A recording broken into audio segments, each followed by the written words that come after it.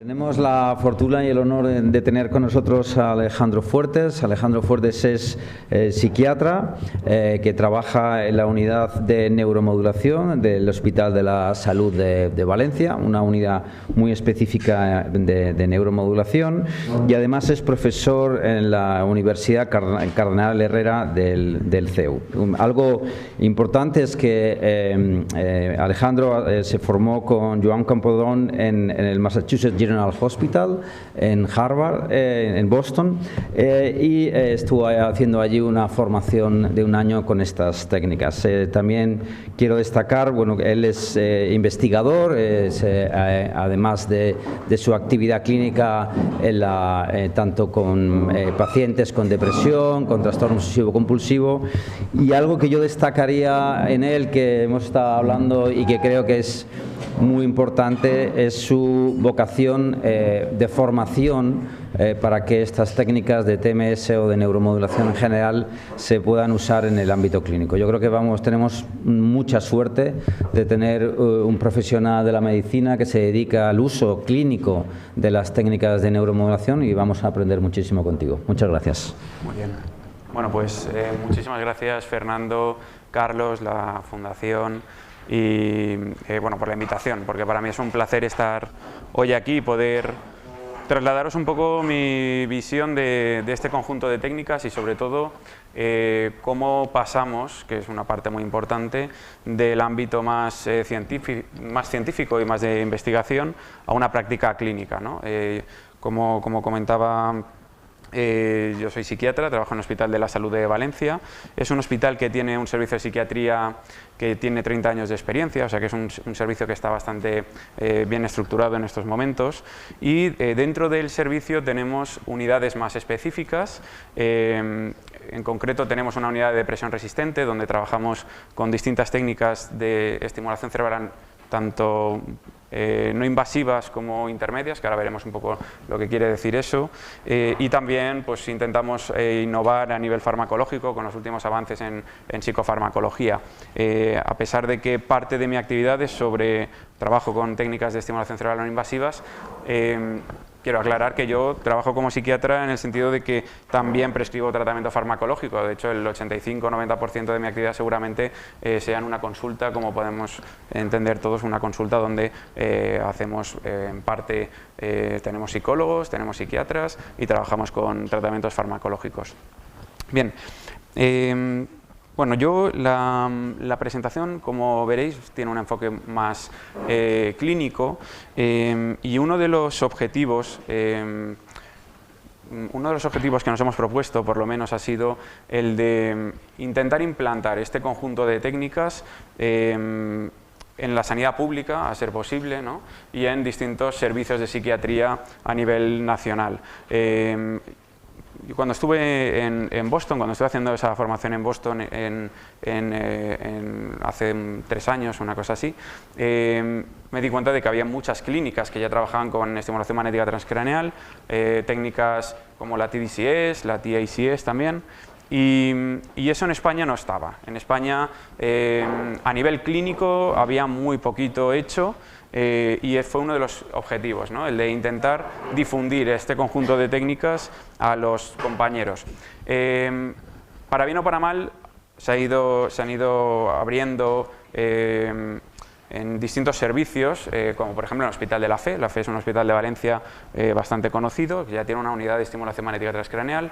En el Hospital de Albacete, por ejemplo, en Ciudad Real hace poquito también, están empezando con estimulación magnética transcraneal. En Vigo, en distintos hospitales públicos de renombre además, ya han empezado a utilizar técnicas como la estimulación magnética transcraneal, pero todavía nos encontramos con mucha resistencia por parte pues del conjunto de profesionales de la salud que trabajan con pacientes con trastornos mentales. Y en base uno de los principales motivos es porque falta formación. En la residencia de psiquiatría, por ejemplo, en ningún momento se habla de estimulación magnética transcraneal, o no sea, en la facultad normalmente tampoco se solía trabajar este tipo de temas, y en psiquiatría y en psicología pues supongo que pasará algo parecido. La visión es muy muy dirigida hacia la farmacoterapia y a la psicoterapia, pero salir de ahí cuesta mucho, ¿no? Es una zona de confort que hay muchos psiquiatras, por lo menos, que no quieren pasar o que presentan mucha resistencia. Entonces, por eso considero que es muy importante este tipo de jornadas para poder hablar de estas técnicas y ver un poco qué nos pueden ofrecer desde un punto de vista más clínico. Bien, ¿qué ha pasado a lo largo de los últimos 15-20 años?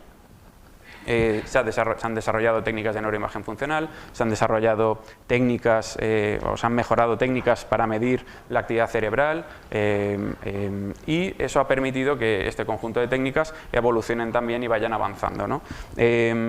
Los trastornos mentales, la formación que recibimos nosotros, por ejemplo, está muy dirigida a neurotransmisores específicos, ¿no? Porque como tenemos como herramientas los fármacos, al final empezamos a hablar de la depresión sobre si hay o no una disfunción a nivel serotoninérgico o monoaminérgico en general, o si este neurotransmisor o este otro está más o menos involucrado. Pero nos perdemos la visión más general de cómo funciona el cerebro en realidad. De esto pues ya ha hablado mi compañero Carlos, pero considero que es muy importante entender que hemos pasado de ver el cerebro pues como dividido en distintos lóbulos, ¿no?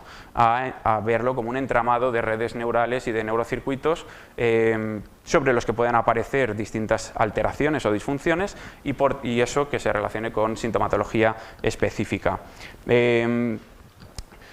Estamos muy abocados a ser reduccionistas muchas veces con los diagnósticos, llamar a algo depresión, por ejemplo, un episodio depresivo mayor, ¿no?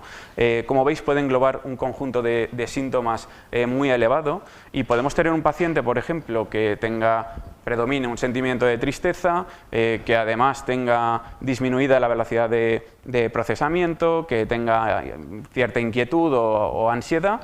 Y a ese paciente lo vamos a diagnosticar de depresión y luego podemos tener otro paciente que salga por la puerta y entre otro que diga que lo que tiene es más bien anedonia, ¿no? Incapacidad para sentir placer, disfunción sexual, sensación de fatiga, y a eso también lo vamos a llamar depresión.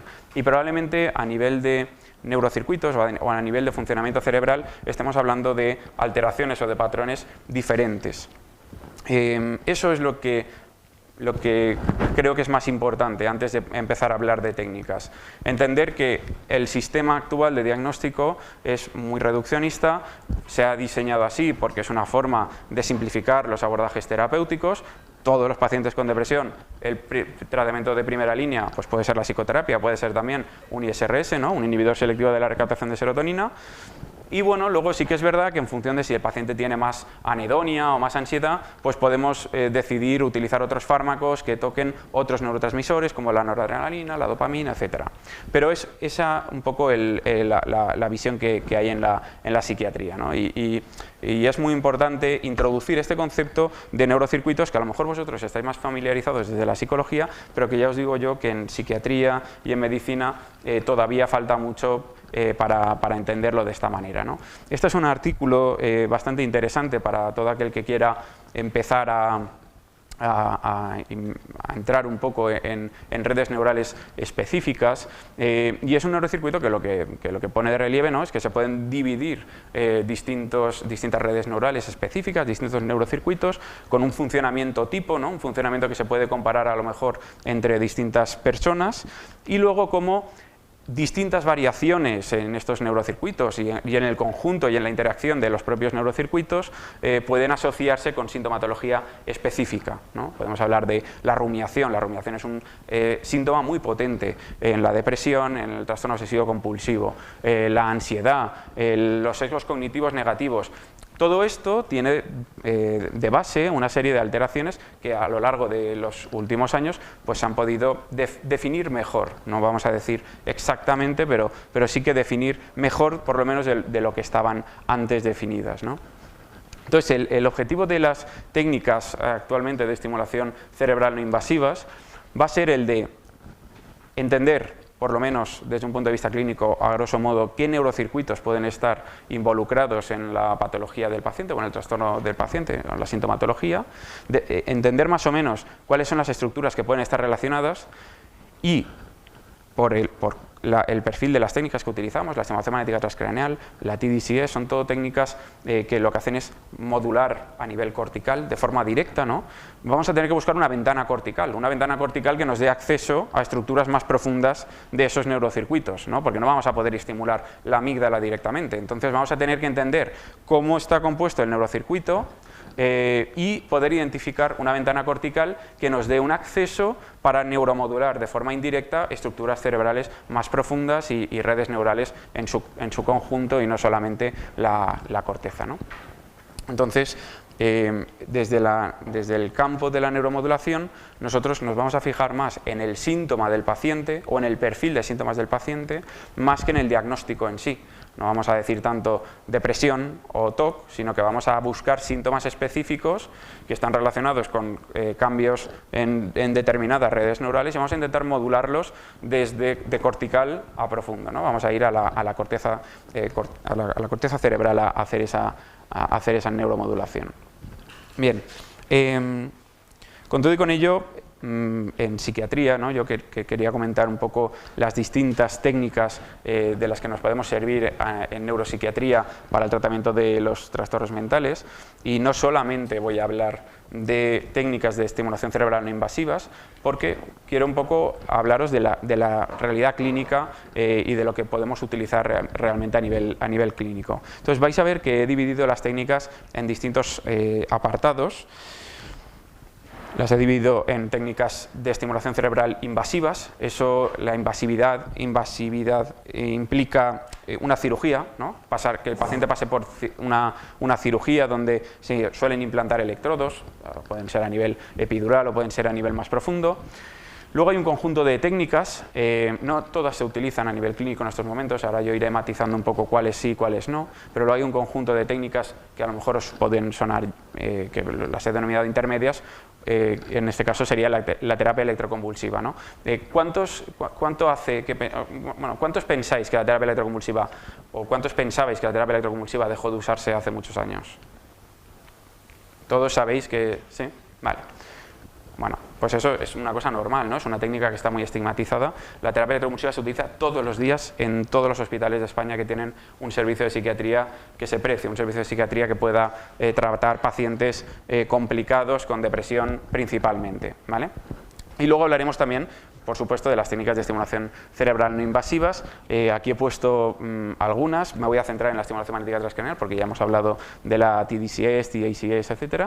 Y luego pues comentaré algunas a lo mejor en fase más experimental. Bien, de las técnicas invasivas no me voy a centrar en las neurocirugías que se vienen haciendo desde hace muchos años porque es una cosa que cualquiera puede hacer una revisión y porque tenemos que centrar un poco el tema, pero sí que me quería centrar en el avance más grande que pienso que ha habido a lo largo de los últimos años, ¿no? Esto es una nota de prensa que salió en el 2021 que decía: la estimulación cerebral profunda personalizada resuelve un caso de depresión resistente, y asociado a una imagen donde están utilizando un aparato de estimulación magnética transcraneal. Yo automáticamente pensé que se estaban confundiendo, ¿no? Porque las técnicas se confunden enseguida, hablan de Deep TMS, de estimulación magnética transcraneal profunda, entonces yo ya pensaba que se estaban confundiendo, pero bueno, de hecho la primera vez que lo leí yo creo que lo pasé y ya está, ¿no?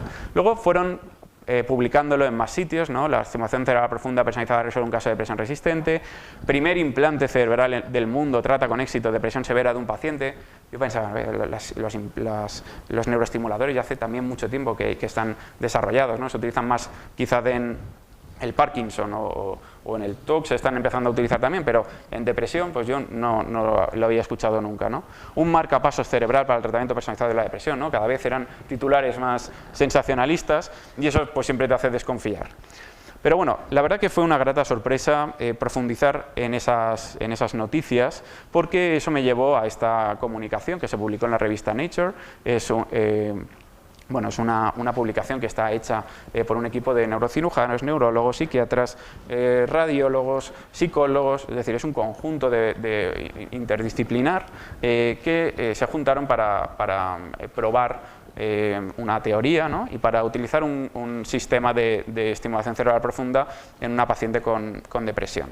Y lo más importante de este caso no es implantar un neuroestimulador, que es una cosa que se puede hacer y que se hace también, no de forma frecuente, pero que se hace mucho, sino el concepto que explican, el concepto que tienen ellos, o la visión que tienen ellos de lo que puede ser una depresión en esa paciente y cómo, en base a qué implantan el neuroestimulador y dónde. Bien, para mí lo más novedoso fue que en el paper se conceptualiza la depresión no como un proceso estático, sino como un proceso dinámico. Es decir, nosotros, por ejemplo, cuando hay una fibrilación auricular, eso es una patología que tú coges, haces un electrocardiograma del corazón y ves que hay una fibrilación auricular. Es decir, la aurícula está fibrilando, es un patrón distinto de actividad, que no tiene ritmo, etc. Tú haces un electrocardiograma y lo puedes diagnosticar. No tiene un problema estructural el corazón. Si hago una resonancia magnética o miro el corazón, ese corazón está íntegro, no tiene un problema, pero a nivel funcional sí que hay una fibrilación. Lo que pasa es que es una cosa constante, ¿no? Luego hay una cosa que se llama la fibrilación auricular paroxística. La fibrilación auricular paroxística es una patología también. Lo que pasa es que todavía es más difícil, porque si tú haces un electrocardiograma del paciente, no ves la fibrilación auricular. Tú ves un ritmo sinusal normal, un corazón normal funcionando. Lo que pasa es que en determinados momentos del día o de las semanas aparece ese patrón disfuncional eléctrico, ¿no? esa arritmia, y ahí es cuando lo puedes medir. Pero en otros momentos no. Entonces, para diagnosticar una fibrilación auricular paroxística, lo que haces es poner un Holter, que es un aparato que lo que está haciendo es constantemente un electrocardiograma a lo largo de los días, y luego coges, analizas toda la semana a lo mejor, y dices, aquí es donde está la fibrilación auricular, que no se ve si no pones ese aparato que hace un registro continuo, ¿no? O sea, es una cosa que no es estática, es una cosa que el corazón entra y sale de esos ritmos. Y conceptualizan, desde mi punto de vista, la depresión como algo parecido, es decir, el cerebro, podemos hacer una resonancia magnética y podemos ver que es un cerebro estructuralmente normal. También podemos, a lo mejor, entrar a hacer un electroencefalograma o ver un poco la actividad eléctrica de ese cerebro, y puede ser normal también en ese momento. Pero y si en la sintomatología depresiva no es una cosa constante, no es una cosa que permanentemente aparezca esos patrones de disfunción, sino que sea una cosa que aparezca y desaparezca a lo largo del día, y que cuando el paciente se encuentra peor pueda ser que se asocie a un patrón, a un ritmo diferente, que cuando el paciente se encuentra mejor, ¿no? Porque la depresión no es un síntoma constante, sino que el paciente va fluctuando a lo largo del día y de los días y puede tener momentos de más o menos sintomatología. Entonces conceptualizan la depresión de esa manera, ¿no? Por supuesto, es una carta al editor, quiero decir que es un caso clínico, no es un ensayo clínico aleatorizado doble ciego, no es algo sobre la que podamos extrapolar ni sacar conclusiones, ¿no?, de que esto va a servir para todos. Tampoco es la intención de la carta, ellos lo dicen en la primera frase, ¿no? No es nuestra intención decir que esto va a funcionar para todo el mundo, sino simplemente probar esta hipótesis en esta paciente en particular. Bien. Tenemos una mujer de 36 años con depresión resistente a tratamiento, resistente a distintas líneas de tratamiento antidepresivo, distintas familias de tratamiento antidepresivo, y también a la terapia electroconvulsiva, ¿vale? Luego veréis un poco más de la terapia electroconvulsiva, pero vaya, que se había utilizado prácticamente todo, y entra ya en un programa de estimulación cerebral profunda. Vale. ¿Qué es lo que hacen? Implantan bilateralmente 10 electrodos en el circuito corticolímbico en distintas localizaciones, la corteza orbitofrontal, amígdala, hipocampo, estriado, corteza cingulada. Son unos electrodos, yo no entiendo mucho tampoco de la estimulación cerebral profunda en estos términos, pero son unos electrodos que pueden registrar actividad, pero también pueden estimular, es decir, que también pueden estimular con corriente esos determinados nodos, ¿no? Y hacen una cosa que se llama electroencefalografía estereotáxica, que es algo así, o sea, es una electroencefalografía directamente midiendo la actividad cerebral a través de esos electrodos, y dejan ese sistema implantado a lo largo de 10-12 días. O sea, es un Holter realmente, es un Holter del cerebro, pero aplicado pues, a una paciente con depresión. Durante esos días, que esta es la parte más interesante desde mi punto de vista, se registra la actividad eléctrica realizando distintas actividades y respondiendo a distintos cuestionarios, de forma que empiezan a diferenciar los estados de menos sintomatología o de sintomatología depresiva más leve con los estados de mayor sintomatología depresiva, ¿no? Y empiezan a identificar distintos patrones eléctricos en función de esa sintomatología. Bien, a través de procedimientos de machine learning, etcétera, identifican estos patrones eléctricos y por primera vez en esta paciente y para esta paciente en particular, que puede ser luego una cosa que sirva para otros pacientes o no, pero identifican un biomarcador. Dicen, aquí cuando aparecen ráfagas de ondas gamma a nivel amigdalar, es decir, cuando el electrodo que está en la amígdala detecta ráfagas de ondas de actividad gamma, se asocia con sintomatología depresiva más intensa, más complicada, ¿no? La paciente está peor clínicamente. Y luego, además, como van probando distintos puntos de estimulación, consiguen encontrar una estimulación sobre el estriado ventral en la cápsula interna, donde el paciente mejora la sintomatología, ¿vale? Es decir, si estimulamos en el estriado ventral a nivel de la cápsula interna, el paciente mejora, ¿vale? Luego lo que hay que ver es que haya una asociación de ese biomarcador con esa respuesta, ¿no? a la estimulación. Y efectivamente se objetiva un subcircuito estructural y funcionalmente conectado entre ambas estructuras, donde cuando aparece ese patrón de ráfagas de ondas gamma a nivel amigdalar, si estimulas en ese momento el estriado ventral, consigues cortar el biomarcador. O sea, cortas el biomarcador y además se asocia con una mejora de sintomatología. Por tanto, es una forma también de confirmar que ese biomarcador tiene importancia en este paciente, ¿no?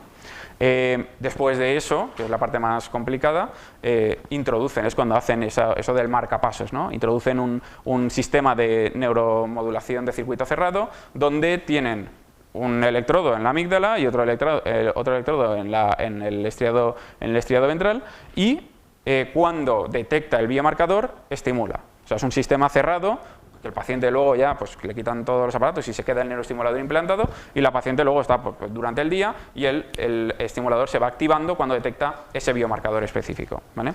Bien, ¿cuáles fueron los resultados de este procedimiento?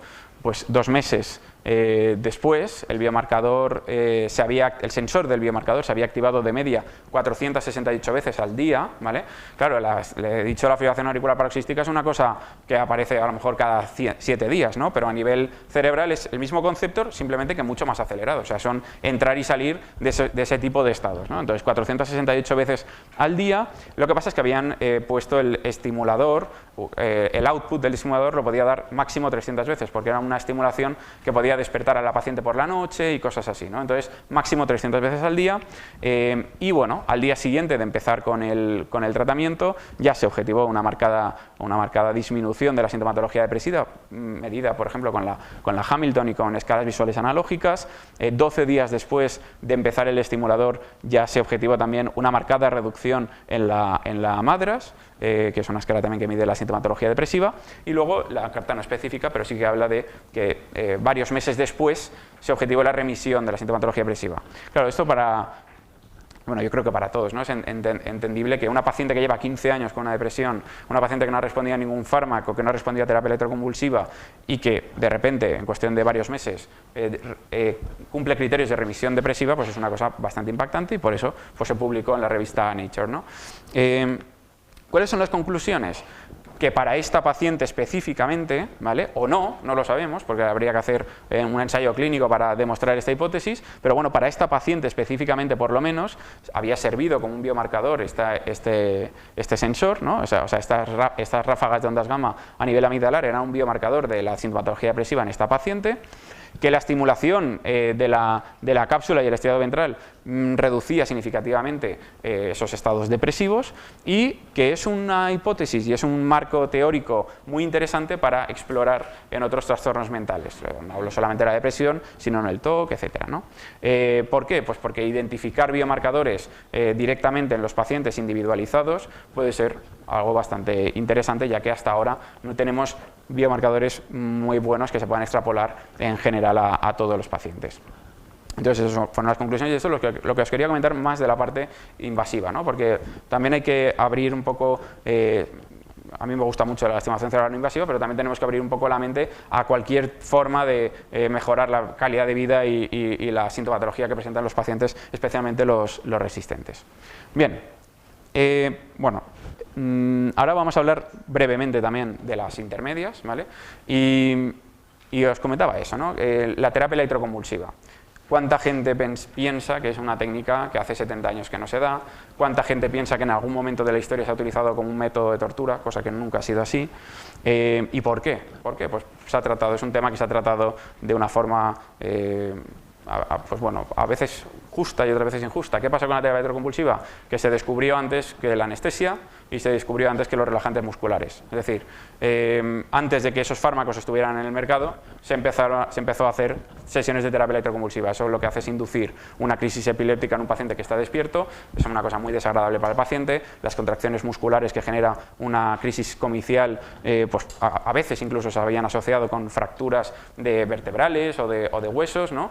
Y se consideró pues eso, un método casi de tortura. Era muy efectiva y por eso se utilizaba, era muy efectiva, y hasta que no se desarrollaron, se afinó un procedimiento más sutil y más fino, donde el paciente está totalmente dormido y totalmente relajado a nivel muscular. Quiere decir que no pueden haber contracciones musculares fuertes. No se volvió a introducir en el campo de la psiquiatría, aunque es verdad que todavía hay en algunos países donde no disponen de este tipo de tratamientos, y se ha aplicado a lo largo de los últimos años también a veces sin anestesia, pero no es nuestra realidad en España, ¿no? En España es un tratamiento que se aplica en un quirófano con un equipo de enfermería, de auxiliares, de anestesistas, psiquiatra, tiene el aparato, el paciente se duerme, el paciente se relaja toda la musculatura, se despolarizan todas las placas motoras para que no puedan haber contracciones potentes, y entonces es cuando se aplica el tratamiento. Bien. Esta es una diapositiva que pongo yo a los alumnos de medicina del CEU, porque considero que es una diapositiva resumen, después de hablar más sobre la técnica, pero resume bastante bien un poco en qué consiste, ¿no? El procedimiento estándar, pues un relajante muscular, un inductor del sueño de acción ultracorta y posteriormente la terapia electroconvulsiva. Hay distintas teorías de su mecanismo de acción, pero lo que persigue la terapia es a través del paso de una corriente también de bajo voltaje, que es decir, que nadie se piense que sale humo ni que salen chispas, es una cosa pues de bajo voltaje también, pero el suficiente como para inducir una crisis convulsiva. Es decir, aquí sí que se despolarizan las neuronas de forma masiva, bueno, de forma sustancial, y esa actividad inicial se suele trasladar al resto del cerebro, y es cuando se entra, ¿no?, en un estado de en una actividad epiléptica sincrónica bilateral de los dos hemisferios, ¿vale? Esto es el electroencefalograma que medimos en tiempo real, lo veis aquí, ¿vale? Y son los dos hemisferios sincronizados teniendo una crisis convulsiva. ¿Y qué perseguimos? Que sea de inicio rápido y de cese brusco, es decir, que del estado basal a la actividad epiléptica haya poco margen, porque eso quiere decir que se ha reclutado muy bien todas las neuronas, y que luego el cese sea brusco, es decir, que el cerebro consiga cortar con la actividad epiléptica de forma brusca. Luego el paciente se despierta, eso dura exactamente 3 minutos el tratamiento. Si es que el tratamiento es muy corto, la crisis comicial dura 30 segundos. Pero todavía sigue siendo el tratamiento más efectivo para tratar la depresión a día de hoy. Es decir, y por eso se utiliza todos los días en los hospitales de todo el mundo en general, ¿vale? Es decir, la tasa de remisión de la depresión psicótica, que es la depresión más grave, la depresión catatónica, que es una depresión que no responde a antidepresivos, que los pacientes ni siquiera pueden tomarse la medicación porque están en un estado catatónico, ¿vale? Ese tipo de pacientes, ese perfil de pacientes tiene una tasa de remisión que oscila en 90%, es decir, es un tratamiento muy efectivo. No solo es muy efectivo, sino que tiene muy pocos efectos secundarios. Podríamos decir que tiene menos efectos secundarios que muchos medicamentos, es decir, que es un tratamiento, al final, para la que no existe ninguna contraindicación absoluta, cosa rara, que no puedas decir: tú tienes esto, no te puedes hacer este tratamiento. O sea, no hay ninguna contraindicación total y absoluta para aplicar la técnica. Sí que hay contraindicaciones parciales. Hombre, si le ha dado un infarto el día anterior, no le vamos a hacer una sesión de TEC el día siguiente, ¿no? Pero son contraindicaciones parciales, no llega a ser una contraindicación total. Y es tan segura, y se ha demostrado tan segura a lo largo de los años, que está indicada en los 3 trimestres del embarazo. Es decir, una mujer con una depresión embarazada en periodo de gestación se puede aplicar terapia electroconvulsiva y no se han demostrado que haya ningún tipo de efecto secundario ni teratogénico en el feto. Es decir, que es una técnica muy efectiva, muy bien tolerada, y que si se limpiara el estigma, cosa que va a ser muy difícil, se valoraría antes de lo que se está valorando actualmente por los pacientes, ¿vale? Porque los pacientes, cuando les explicas esto, ¿vale?, pues bueno, de los creadores de No me des nada que me haga ir zombie, viene, esto es lo que le hacían a Alien voló sobre el nido del cuco, ¿no?, la película, ¿vale? Bueno, pues eso es lo que se comentaba hace 50 años, ¿no? Cuando La técnica pues, estaba en boca de todos, ¿no? por ese desarrollo, pero es que hoy en día se sigue maltratando esta técnica. Esto es una película reciente, esto es una película de hace 5 años a lo mejor, es una película que han visto 40 millones de personas, jóvenes también, ¿vale? Esto es una psiquiatra que está con su paciente de psiquiatría que tiene una camisa de fuerza de hace 400 años también, y el paciente en un momento dado le dice, oye, ¿y si te doy una sesión de terapia electroconvulsiva? Y eso además son palas de TEC normales, es decir, eso lo utilizamos todos los días para aplicar la técnica, y después de hacer esa sesión aparece pues, bueno, un cambio radical en el comportamiento, se compra una hiena, va por ahí haciendo desastres, ¿no? Entonces, se trata así este tipo de técnicas en el cine, y es un problema porque, bueno, pues eso fue una pregunta en una clase. De hecho, yo esta diapositiva la hice después de una pregunta. Oye, si me das terapia electroconvulsiva, es que yo he visto que le hace una sesión a esta chica y de repente, se vuelve loca, ¿no? Entonces, esto, ¿cómo es, no? Pues si le haces una sesión de terapia electroconvulsiva a una persona que no tiene una depresión, se despierta y se va a almorzar a la cafetería. Es que no... La terapia electroconvulsiva, aunque suene contraintuitivo, se ha llegado a utilizar como tratamiento de la epilepsia refractaria, porque a medida que tú vas haciendo sesiones de terapia electroconvulsiva, cada vez es más difícil inducir actividad epiléptica. El cerebro va aprendiendo y va mejorando en su capacidad para inhibir la actividad epiléptica. Entonces, es una forma de aumentar el umbral de aumentar el umbral convulsivo en los pacientes. Entonces, hasta en la epilepsia refractaria se ha utilizado el tratamiento con TEC, precisamente por eso, porque el cerebro se entrena en el cese de la actividad epiléptica. Bien, a pesar de todo, no es una técnica exenta de efectos secundarios. Hemos dicho que los más frecuentes pues, pueden ser cefalea, dolor de cabeza pues eso, después de la sesión, o puede ser dolores musculares, porque siempre hay alguna contracción, aunque no sea muy potente, pueden haber agujetas después. Y luego sí que hay un efecto secundario muy característico y al que se le informa siempre al paciente porque lo notan, y es que a lo largo del tratamiento el paciente se queja muchas veces de pérdida de memoria, ¿no? Dicen, oye, es que yo no me acuerdo cómo llegué ayer, no me acuerdo, esta semana me estoy empezando a marear, porque ahora me dicen que llevo 4 sesiones y llevo una, y no se aclara muy bien, ¿no? Y es verdad, es que hay una afectación de la memoria que suele ser transitoria, relacionada con el tratamiento, retrógrada, de la memoria, de lo que ha pasado a lo largo de los últimos días principalmente, y luego eso se recupera, quiero decir, es una cosa que termina el tratamiento y se recupera. ¿Hay casos en los que no se haya recuperado esa memoria? Sí, hay casos, son casos contados o casos más bien puntuales, pero existe ese efecto secundario, es decir, oye, yo es que del periodo en el que estuve en tratamiento no me acuerdo y no he recuperado la memoria tampoco, es que no me acuerdo y ya está, ¿no? Yo lo más gordo que he escuchado es una paciente que olvidó los 6 meses del año, ¿no? Había estado deprimida, había estado prácticamente catatónica, tampoco había mucho que recordar, pero es un efecto secundario que hay que tener en cuenta, ¿vale? Entonces, ¿por qué no se van a mejorar este tipo de procedimientos? Ya se ha afinado bastante, es muy efectivo, tiene pocos efectos secundarios, pero ¿por qué no se va a mejorar en este tipo de técnicas? Y es por este motivo por el que se plantea, oye, si hemos visto que podemos inducir despolarizaciones neuronales con la energía electromagnética, o sea, a través de la inducción electromagnética, con una estimulación magnética transcranial. ¿Qué pasa si un potencial efecto adverso de la estimulación magnética transcranial es inducir una crisis epiléptica? Es decir, es despolarizar tanto las neuronas que haya un reclutamiento general y que se genere una crisis epiléptica, ¿no? ¿Qué pasa si buscamos eso? ¿Qué pasa si intentamos inducir actividad epiléptica en el cerebro no utilizando la electricidad, sino utilizando la energía electromagnética?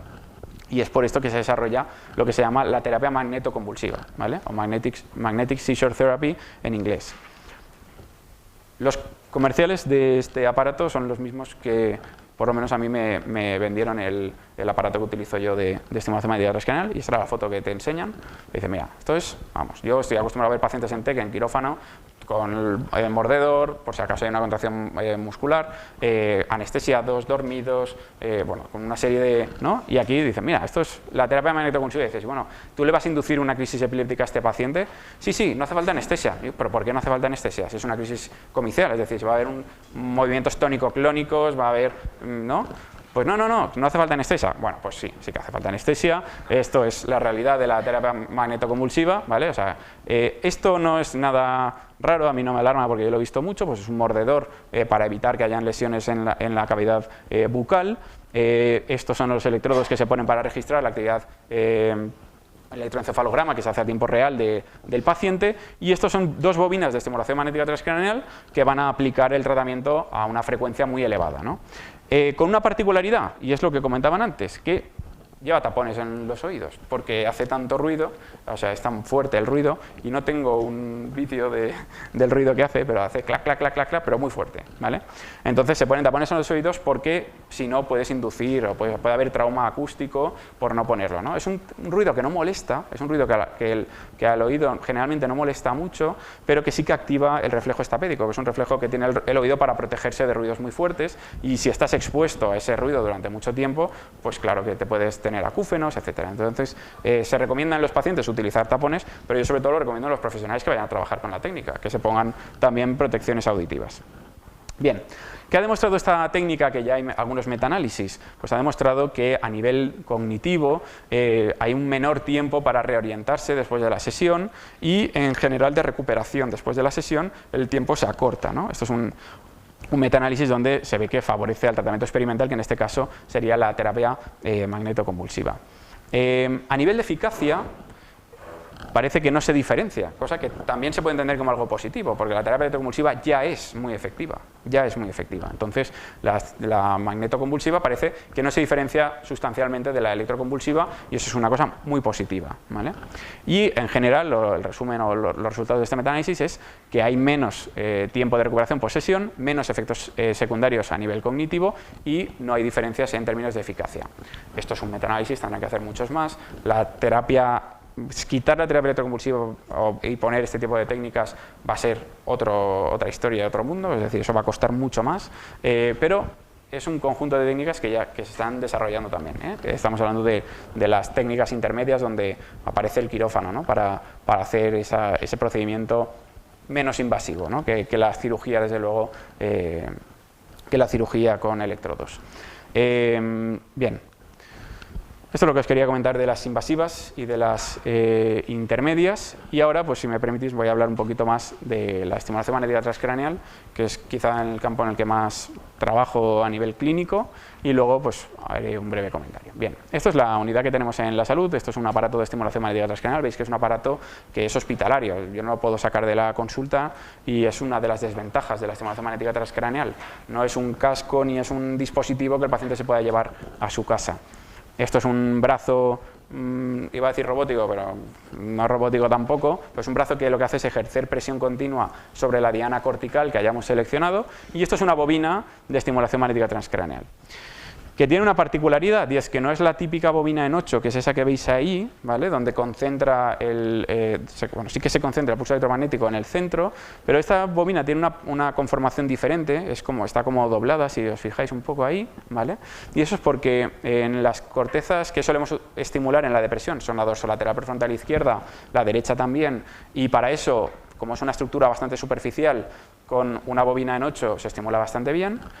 Pero cuando hacemos un tratamiento para el TOC, que ya las dianas corticales son dorsomedial, premotora suplementaria, están en la línea media del cerebro, y el cerebro hace así, esas estructuras corticales, esas dianas corticales tienen un mayor nivel de profundidad, y buscamos, incluso en el TOC, por ejemplo, se busca neuromodular la corteza cingulada, que está por debajo de la dorsomedial, y al final es difícil, buscas más profundidad. Entonces, lo que se ha diseñado son unas bobinas que tienen esta forma para que el campo electromagnético, o sea, el pulso, tenga mayor profundidad. Es una curiosidad. Bien. Vale, ¿cómo funciona esto? Es estimulación magnética transcraneal que puede aplicar un pulso simple, ¿vale? Como estábamos comentando antes, pero también repetitivo, ¿no? Yo trabajo con estimulación magnética transcraneal repetitiva, es la aplicación de pulsos electromagnéticos de forma repetida cada sesión. Una de las complicaciones que tenemos cuando tenemos un paciente con depresión, un paciente que hemos decidido que, como es resistente al tratamiento farmacológico, lo vamos a pasar a la estimulación magnética transcraneal. Y ya sabemos que tenemos que estimular, por ejemplo, la corteza dorsolateral prefrontal izquierda, ¿vale? Ahora, ¿cómo localizamos la corteza dorsolateral prefrontal izquierda? Porque en el ámbito clínico tenemos una serie de limitaciones que a lo mejor en el ámbito de la investigación también se tiene en algún momento, pero en el ámbito clínico es una cosa permanente, ¿no? Tú en la investigación puedes en algún momento necesitar financiación para llevar a cabo un estudio, una vez la consigues, pues ya normalmente ya lo puedes desarrollar. A nivel clínico, tenemos que encontrar una fórmula que sea coste-beneficio favorable para el paciente. O sea, a un paciente no le puedo decir que se va a gastar 7.000 euros en un tratamiento sin poder ni siquiera garantizarle que va a tener resultados, ¿vale? Entonces, tenemos que intentar abaratar también de alguna forma, o sea, conseguir lo más eficiente al menor coste y que pueda favorecer al paciente el máximo, ¿no? Entonces, cuando tenemos un paciente, tenemos que localizar la diana cortical. ¿Cómo lo hacemos? Porque yo, claro, yo tengo un paciente sentado en una silla y yo cómo sé dónde está su corteza dorsolateral prefrontal izquierda, ¿no? Bueno, pues ahora eso lo vamos a ver, pero este dispositivo que tenemos aquí es un neuronavegador, es un dispositivo que localiza las dianas corticales con una precisión milimétrica y además durante la sesión te va diciendo si te estás moviendo o no, si estás 1 milímetro arriba o 1 milímetro abajo, y es una forma muy focal de aplicar el tratamiento. Pero esto no es lo habitual, quiere decir que normalmente en las clínicas a lo mejor que hacen estimulación magnética transcranial no suelen disponer de un neuronavegador y tienen que utilizar otras formas. Vale. Vamos a ver el paradigma de la depresión, que quizá es uno de los que más se ha estudiado, y es porque la estimulación magnética transcranial actualmente por parte de la FDA tiene 2 aprobaciones, 2 indicaciones en psiquiatría por lo menos, que son la depresión resistente a tratamiento farmacológico y el trastorno obsesivo compulsivo. Esas son las 2 indicaciones con las que más trabajamos porque están aprobadas por la FDA, la primera es de 2013, la segunda es de 2018, y también contamos con certificación europea, etcétera, que también es una cosa que a nivel europeo se ha certificado, pero primero fue la FDA, ¿no? Bien, hay protocolos aprobados, hay dianas corticales aprobadas y es con lo que solemos trabajar.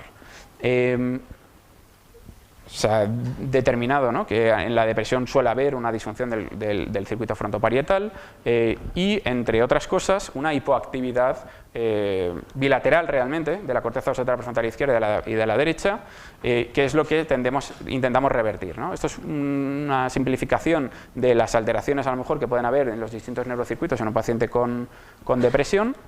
Y esto es lo que buscamos, incrementar, por ejemplo, el nivel de actividad de la corteza dorsolateral prefrontal izquierda para restituir o para restablecer el equilibrio previo que pudiera tener el paciente. Entonces, la diana cortical que solemos utilizar en la depresión es corteza dorsolateral prefrontal izquierda, principalmente cuando predomina sintomatología más tipo anedonia, tristeza, etcétera, y cuando hay mucha ansiedad asociada o mucha rumiación, muchas veces nos vamos a la corteza dorsolateral prefrontal derecha y hacemos una inhibición de esa corteza. La corteza dorsolateral prefrontal derecha la inhibimos no porque esté hiperactiva, pero sí que hay una hiperactividad relativa al lado izquierdo. Es decir, las dos están bajas, pero comparado con el lado izquierdo está más alta. Entonces la corteza dorsolateral prefrontal derecha la tendemos a inhibir porque lo que buscamos es que haya un balance entre ambos hemisferios. Claro, eso nosotros no lo podemos medir en consulta, salvo que el paciente vaya respondiendo clínicamente. No tenemos una forma de medir en consulta si estamos induciendo un cambio no a nivel cortical, ni el nivel de actividad que hay de los 2 hemisferios, ni cosas así. Porque yo no le puedo pedir a un paciente cada vez que quiera hacer estimulación magnética transcranial una resonancia magnética funcional o un QEG o cosas así. Yo tengo que ajustar mucho lo que vamos a hacer y servirme de las herramientas que tenemos a nivel clínico, ¿no? Bien. Y en el trastorno obsesivo compulsivo, que es la otra indicación, pues bueno, en la etiopatogenia del TOC sí que se ha identificado una disfunción del conjunto del circuito córtico-estridotalámico, ¿vale? Y por tanto se han buscado esas ventanas corticales, a lo largo de los años se han ido probando distintas ventanas corticales a esas estructuras, a ese neurocircuito, y al final realmente el que ha conseguido la aprobación por parte de la FDA ha sido la corteza dorsomedial prefrontal o la cingulada, el córtex cingulado también, ¿no? Se consiguió primero con un casco de estimulación magnética transcranial que es un poquito más profundo y luego se autorizó también por parte de la FDA con la bobina esta que os he enseñado, que es también más profunda, ¿vale? Entonces la diana cortical del TOC es la dorsomedial prefrontal, o sea que está justo en la línea media, es un poquito más profunda y a veces lo que sí que hacemos, no tenemos el lado derecho o el lado izquierdo, pero lo que sí que hacemos en el TOC a veces es inhibir un poquito la corteza premotora suplementaria, sobre todo cuando hay un componente compulsivo, motor muy marcado, ¿vale? Pero bueno, eso son ya cosas que salen en algunos papers y vas intentando optimizar los protocolos de tratamiento. Vale. Entonces, lo que os comentaba, ¿no? Uno de los retos que tenemos en consulta es cómo localizamos la ventana cortical, cómo localizamos la diana que queremos estimular. Bueno, pues la que te cuentan cuando te venden un aparato de estimulación es la regla de los 5 centímetros. Eso es que localizas el punto motor y 5 centímetros para adelante tienes la corteza dorsolateral. Da igual si tienes un cabezón así que así, son todos 5 centímetros. Entonces, eso pues bueno, es una forma poco precisa, es muy simple, pero es poco precisa, ¿no? Luego tenemos la estimulación sobre F3 con el sistema electroencefalográfico 1020, ¿vale? Y eso pues bueno, es una forma. Y luego estaría el sistema que desde mi punto de vista más equilibrado, que es el que se llama BIM-F3, ¿vale? Entonces el sistema BIM-F3, y ahí abajo os he dejado la página web donde podéis ver la aplicación que utilizamos para localizar la corteza, es un sistema que se basa en más mediciones de la anatomía de la cabeza del paciente y aplica un algoritmo teniendo en cuenta también pues el sistema de electroencefalografía, y se toman al final 3 medidas, de nasion a inion, y inion es la protuberancia que nos podemos tocar detrás, de tragus a tragus, de punto preauricular a punto preauricular, y luego se pide la circunferencia de la cabeza del paciente. Esas 3 medidas las introduces en el software y te devuelve 2 medidas más, que son X, que es una distancia horizontal, e Y, que sería desde el vértex bajando, y ahí es donde tendrías la corteza dorsolateral prefrontal izquierda, ¿vale? Lo mismo, pero en el lado derecho también se puede aplicar. Y luego, como os comentaba, la más cara y la más precisa pues siempre es el uso de un neuronavegador, de un sistema de neuronavegación. Los sistemas de neuronavegación, por lo menos el que utilizamos en la salud, yo trabajo mucho con F3 también, pero con BIM-F3, pero cuando utilizamos el neuronavegador no siempre tienes que cargar una resonancia magnética del paciente, porque el neuronavegador funciona con información que tú lo das al sistema. Tú dices, este es el cerebro del paciente, lo metes y entonces el neuronavegador ya se hace una idea de dónde están las cortezas, ¿no? En este caso hay modelajes ya hechos, basados en población control, y tú puedes trabajar sobre un modelo que te da el neuronavegador sin tener que cargar una resonancia magnética, por ejemplo. Pero bueno, lo más preciso desde luego es utilizar datos del paciente de neuroimagen.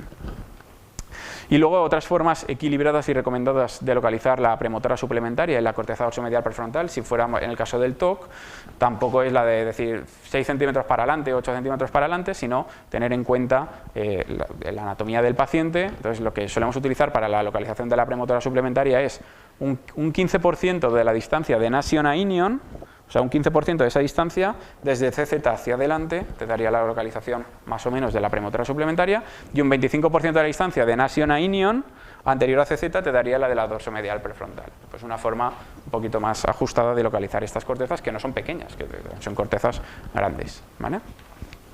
¿Alguien sabe lo que es el umbral motor? Umbral motor. Vale.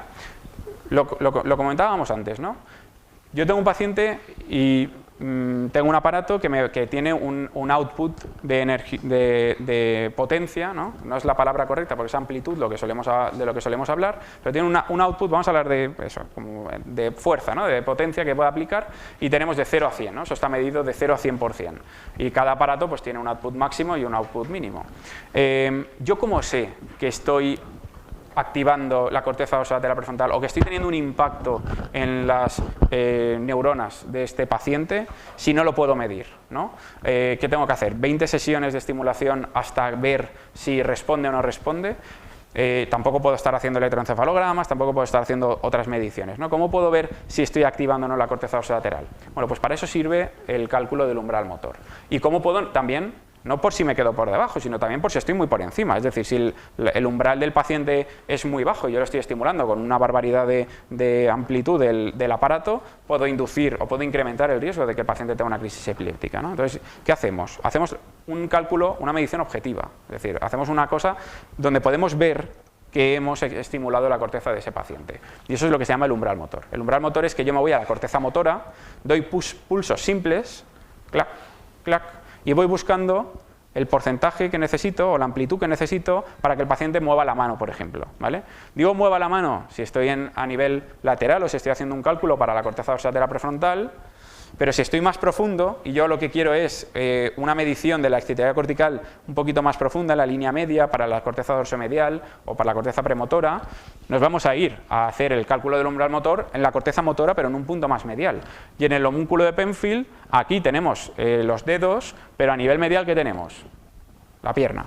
Entonces, para hacer un cálculo del umbral motor en un paciente que voy a tratar con TOC, doy pulsos simples en la corteza motora a nivel medial y veo cómo mueve la pierna.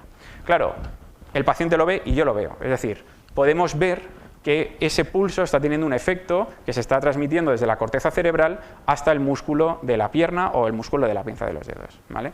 Eso se puede medir con electromiografía y también lo puedes ver tú visualmente, es decir, que al final lo puedes ver que estás estimulando. Y buscas siempre el mínimo necesario para estimular, para conseguir una contracción o un umbral o un potencial motor evocado el 50% de las veces. Es decir, yo doy 6 pulsos y por lo menos en 3 tengo que encontrar esa contracción de los dedos o de las piernas.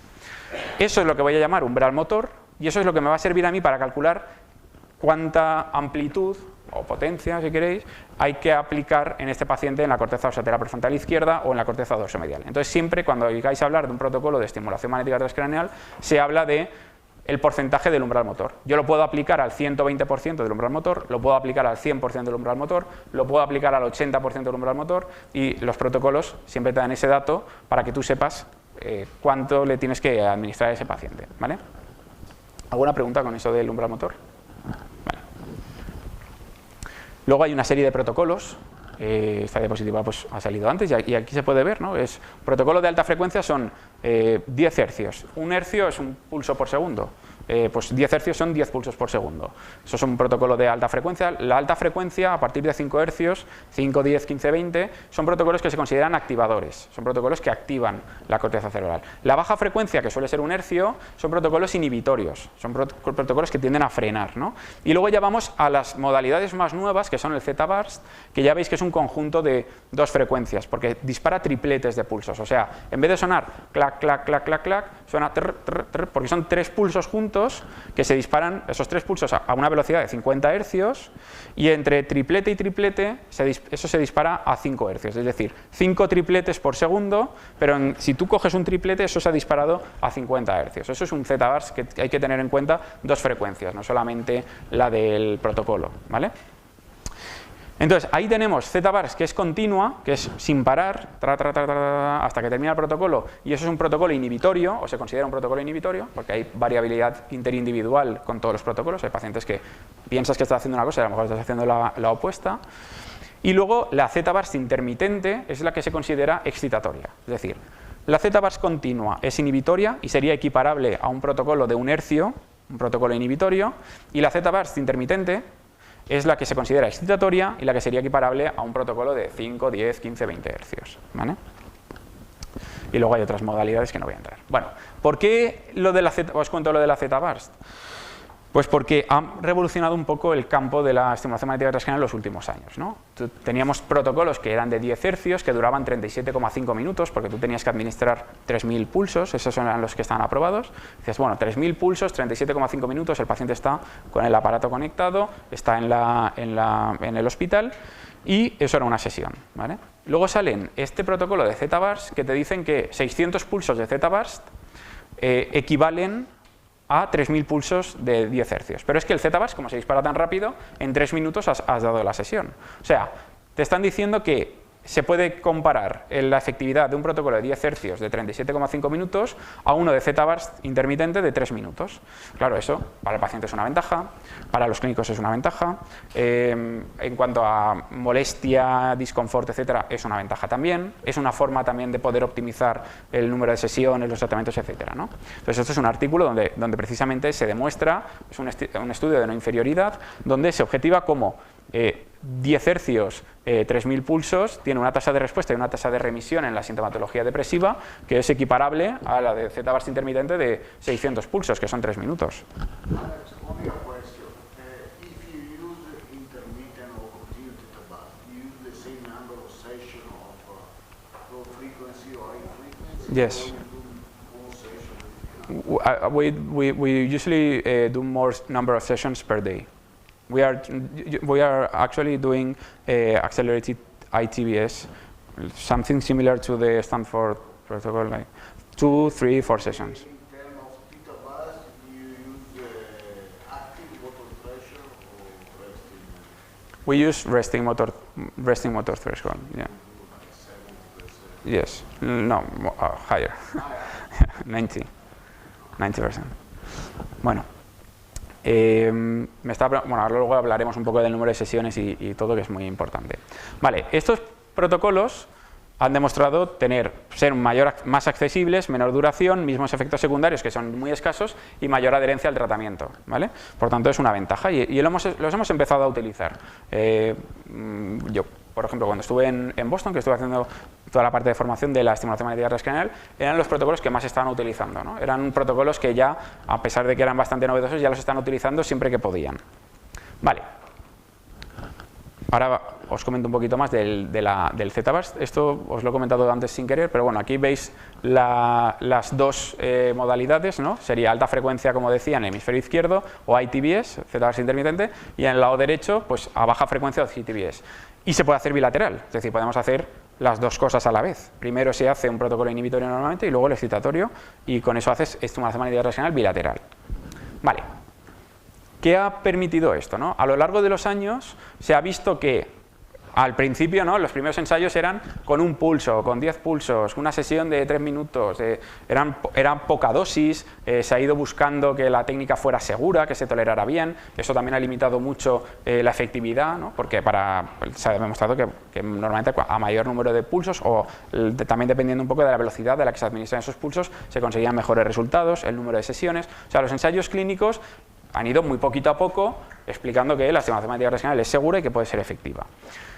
Y a medida que se han ido haciendo estudios, cada vez han utilizado pues, sesiones más largas, protocolos más intensivos, etc., ¿no? Entonces, cuando aparece el Z-Burst intermitente, hay un grupo que dice, oye, si lo normal es administrar una sesión al día de estimulación magnética transcraneal durante 6 o 7 semanas, que serían como 30, 36 sesiones, todos los días, una sesión, una sesión, una sesión.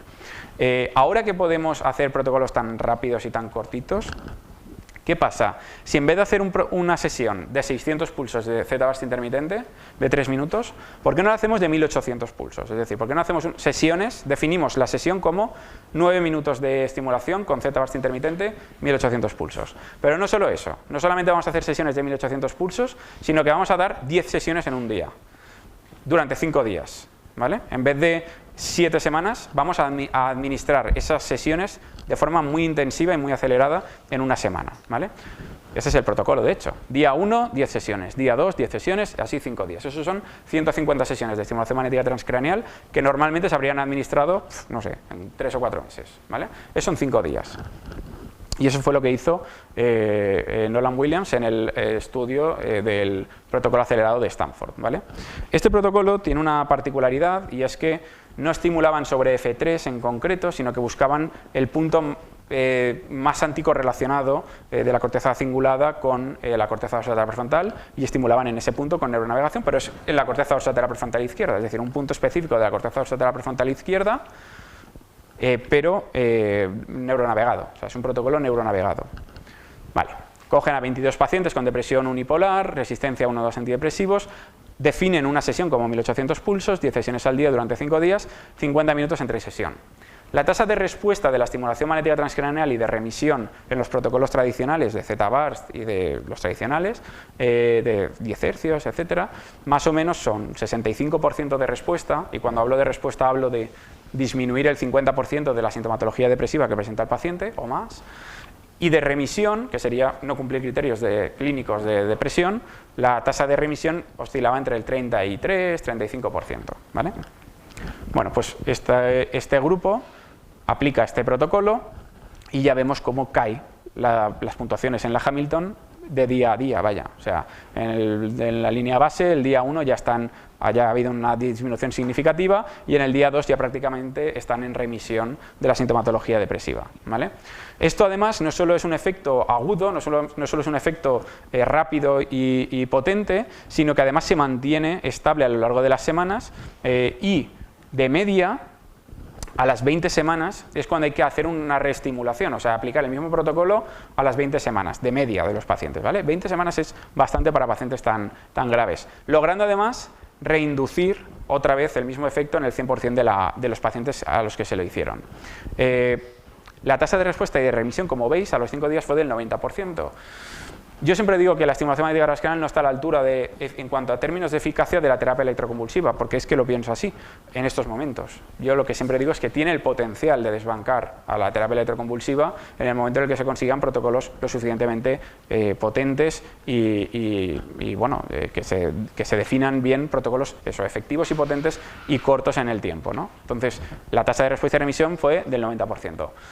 Y entonces le dijeron, oye, pues si es tan bueno esto, ¿por qué no haces un ensayo clínico aleatorizado, controlado con placebo, y por qué no lo demuestras bien, ¿no? No coges a 22 pacientes y ya está, que hay el efecto placebo y tal, ¿por qué no lo haces mejor?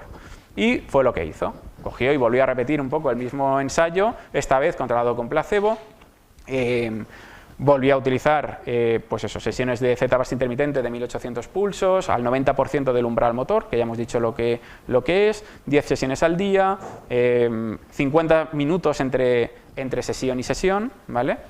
Y de 22 pacientes candidatos a estimulación cerebral profunda, o sea, 22 pacientes refractarios y muy complicados que ya estaban pensando en hacer estimulación cerebral profunda quirúrgica, 19 remitieron a los 5 días de tratamiento, es decir, 86% de remisión de la sintomatología depresiva en pacientes graves, ¿no? Graves. Esto les ha valido para que la FDA apruebe este protocolo. Es decir, el protocolo acelerado de Stanford, el SAINT, está aprobado por parte de la FDA, o sea, ha recibido la aprobación. Lo que pasa es que esto no es coger un aparato de estimulación magnética transcranial y darle 10 sesiones a un paciente. Esto es hacer una resonancia magnética funcional al paciente, cargar esa resonancia magnética en un neuronavegador y luego utilizar esa información para aplicar esas 10 sesiones con esos 50 minutos intersesión, que eso son 12 horas, que es decir, el paciente está 12 horas cada día en el hospital, ¿vale? Así que cuidado, es decir, si escucháis a clínicas decir, es que yo ya estoy haciendo el protocolo acelerado de Stanford, seguramente no. Seguramente, aunque tengan un neuronavegador, no lo estén haciendo, porque que un paciente acceda a una resonancia magnética funcional y todo ese proceso, pues suele ser bastante complicado y no es una cosa que actualmente esté bien definida a nivel clínico. Bueno, ¿preguntas sobre la estimulación magnética transcranial? Luego tenemos también tiempo para hablar. ¿Cómo voy de tiempo? Perdón. Ya. Sí, perdón. Termino ya. 3 diapositivas. Sí, solo una pregunta. Me ha parecido ver que en algunos casos en los que hablabas eran muy estrictos espacialmente. Pero es que he estado viendo el diagrama de campo de la CMS, variaba menos 7 centímetros, Sí. entre 100 y 160 voltios por metro. O sea, que hay un margen de 8 para el 80% de la potencia. Sí. Quiero decir, ¿con cuánto margen de espacio os medís? Y eso es muy significativo.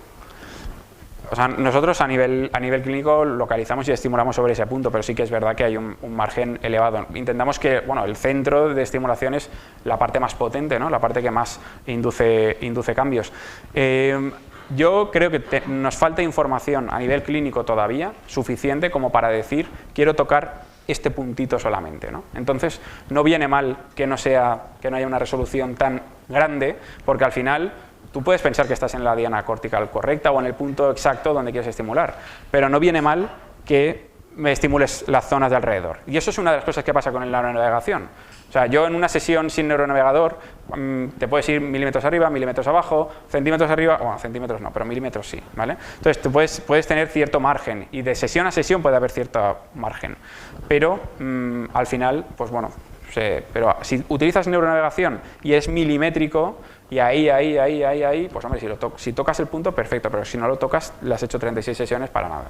Entonces, de momento no tenemos suficiente información como para aplicar a nivel clínico una resolución muy exacta. Hablamos de milímetros en este caso porque no lo sabemos. Es decir, estamos estimulando una corteza y no estamos viendo qué está pasando hasta que el paciente nos responde con la sintomatología. Bueno, muy rápido, os quería comentar otra forma de neuromodulación, muy rápido. ¿Tengo 2 minutos? ¿Sí? Vale. Entonces, hemos hablado de electricidad, hemos hablado de campos electromagnéticos y en el MGH, cuando estuve haciendo esta formación, pude entrar en contacto con otra técnica que está en Estados Unidos en una fase todavía muy experimental, aunque se está aplicando en pacientes ya, y es otra forma de neuromodular, es decir, cómo neuromodulamos el cerebro sin utilizar electricidad y sin utilizar campos electromagnéticos que induzcan electricidad en un campo eléctrico, ¿no? Entonces, en este sistema, en este tipo de técnica, se utiliza lo que se llama, se utilizan LEDs que lo que hacen es administrar de forma a veces pulsátil una longitud de onda de aproximadamente 850 que está en el espectro de luz del semiinfrarrojo cercano, ¿vale? Claro, nosotros tenemos estructuras en el cuerpo que son fotosensibles y tenemos fotorreceptores, no somos como las plantas que hacemos la fotosíntesis, pero sí que tenemos estructuras sensibles a distintas longitudes de onda.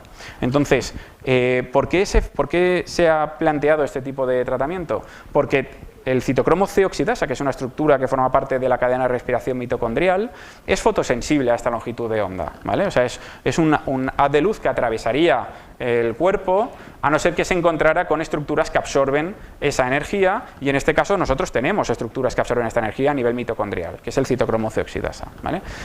Y bueno, veis un poco el montaje, ¿no? El montaje puede ser, dependiendo un poco de la zona que quieras neuromodular, pues puede ser en distintas regiones corticales, y a lo mejor os ha llamado la atención que tiene un LED metido por la nariz, y en parte es porque lo que se pretende neuromodular en esto es, a través del bulbo olfatorio, neuromodular incluso el hipocampo, es decir, la anosmia, por ejemplo, que es uno de los síntomas que aparece muchas veces en procesos neurodegenerativos, incluso antes de que aparezca la propia sintomatología, pues bueno, a través del bulbo olfatorio se intenta neuromodular el hipocampo.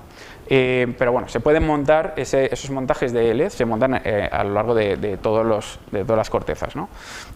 ¿Cuál es el mecanismo de acción? El que os he comentado, ¿no? Se absorbe esa longitud de onda a nivel mitocondrial, se incrementa la producción de ATP, es decir, que se incrementa la producción energética de la mitocondria, se liberan sustancias o factores antiapoptóticos, se desplaza el óxido nítrico fuera de la mitocondria y fuera de la neurona. Eso tiene un fenómeno, o sea, un efecto vasodilatador, un efecto de reclutamiento vascular, o sea que incluso se ha asociado a mejoras de la vascularización de la zona que se está estimulando.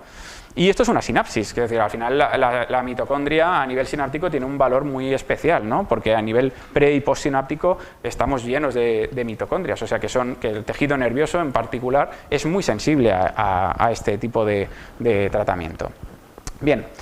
Y esto, bueno, como os comentaba, es una técnica que está en fase experimental. En Estados Unidos se está utilizando pues, en rehabilitación de ictus, se está utilizando en procesos neurodegenerativos, se está utilizando también para tratar depresión y se está probando en otras poblaciones, ¿no? Pero bueno, a mí me llamó mucho la atención, este señor es el doctor Paolo Casano, es el jefe del Departamento de Fotobiodonación Transcraneal del MGH, del Hospital General de Massachusetts, y tuve el grandísimo placer y el grandísimo honor de poder hablar con él, estar con él, que me enseñara un poco cómo funcionaba, los papers que estaba publicando, ¿no? Es una de las personas que han potenciado el uso de esa técnica, prácticamente la han ayudado a diseñarla, ¿no? O sea que es una persona de mucho renombre en este campo, y él me comentó, ¿no? Pues mira, que un poco el interés o que había despertado en él el aplicar este tipo de técnicas en casos o en pacientes donde no hay otros tratamientos alternativos que hayan demostrado una mejora significativa. Y en este caso él en Italia hizo un estudio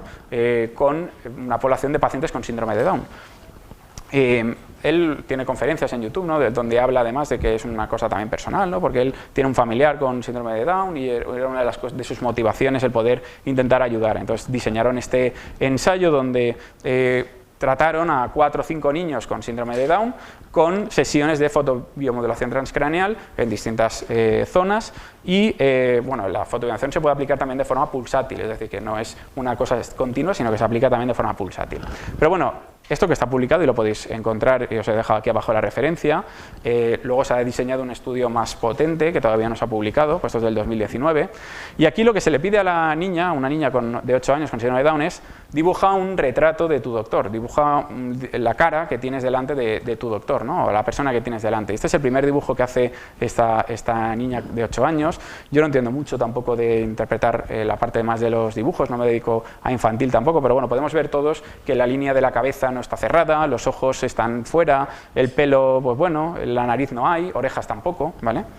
Aplican 4 sesiones de fotobiodonación y a los 14 días le piden que dibuje, ¿vale? Pues bueno, ya vemos que se ha cerrado el círculo, los ojos están dentro de la cabeza, aparece una nariz y todos podemos decir, es que está practicando en casa todos los días, los padres están ahí, dibuja todo el día, ¿vale? Bueno, vuelve a aplicar otras tanda de 4 sesiones de fotobiomodulación y ya empieza a cambiar más el dibujo, ¿no? Ya aparecen orejas, aparecen brazos, aparece lo que podrían ser las manos, cambia bastante lo que es el dibujo que hace esta niña, ¿no?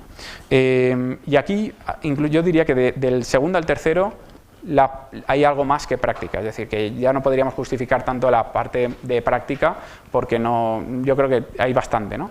Y luego lo que hacen es frenan y dicen vamos a repetir esto otra vez, vamos a aplicar un segundo ciclo de 8 sesiones de fotobiomodulación y el último dibujo que hace la niña es este, ¿vale? Entonces, cualquier persona que tenga contacto con personas con síndrome de Down sabrá que esto no se corresponde a la práctica y que no se corresponde, ni siquiera se corresponde al mismo nivel de neurodesarrollo. Quiero decir que podríamos hablar de años a nivel de neurodesarrollo y podríamos hablar incluso de que yo también tengo familiares con síndrome de Down y con 18 años probablemente no lleguen a hacer este tipo de dibujos, ¿no? Entonces, bueno, pues esto es una carta al editor, ¿no? Sacar conclusiones de aquí es muy complicado o muy imprudente, pero sí que abre una puerta a que se diseñen ensayos clínicos con esta técnica, por ejemplo, en este tipo de pacientes, tanto pacientes con síndrome de Down y el doctor Pablo Casano además está trabajando mucho en autismo, ¿no? En el campo del autismo.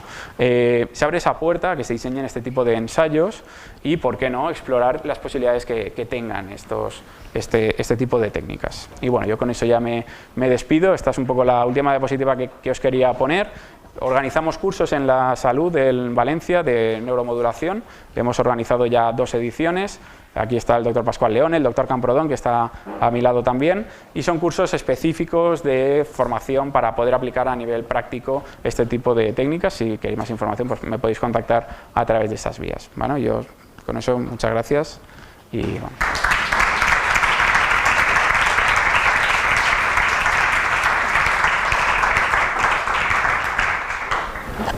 Empezar a hacer alguna pregunta tanto Carlos como preguntas del tipo que sea, no pasa nada, da igual técnicas, curiosidades clínicas, serán bienvenidas. Espera, que te voy a dar el micrófono. ¿Qué hacemos? ¿Nos sentamos? ¿O qué? No. Gracias por tu charla, Alejandro, como la de Carlos, pues la de más encantado. Pues fíjate, porque eso último que has mostrado me sorprende muchísimo. Yo trabajo con personas con discapacidad intelectual y de hecho mi línea de trabajo de investigación está en concreto en el síndrome de Down. Una de las motivaciones que a mí me vino a recibir, a escucharos, es precisamente tratar de implantar este tipo de técnicas y hablo desde el desconocimiento porque no prácticamente nada de esto. Por algo he leído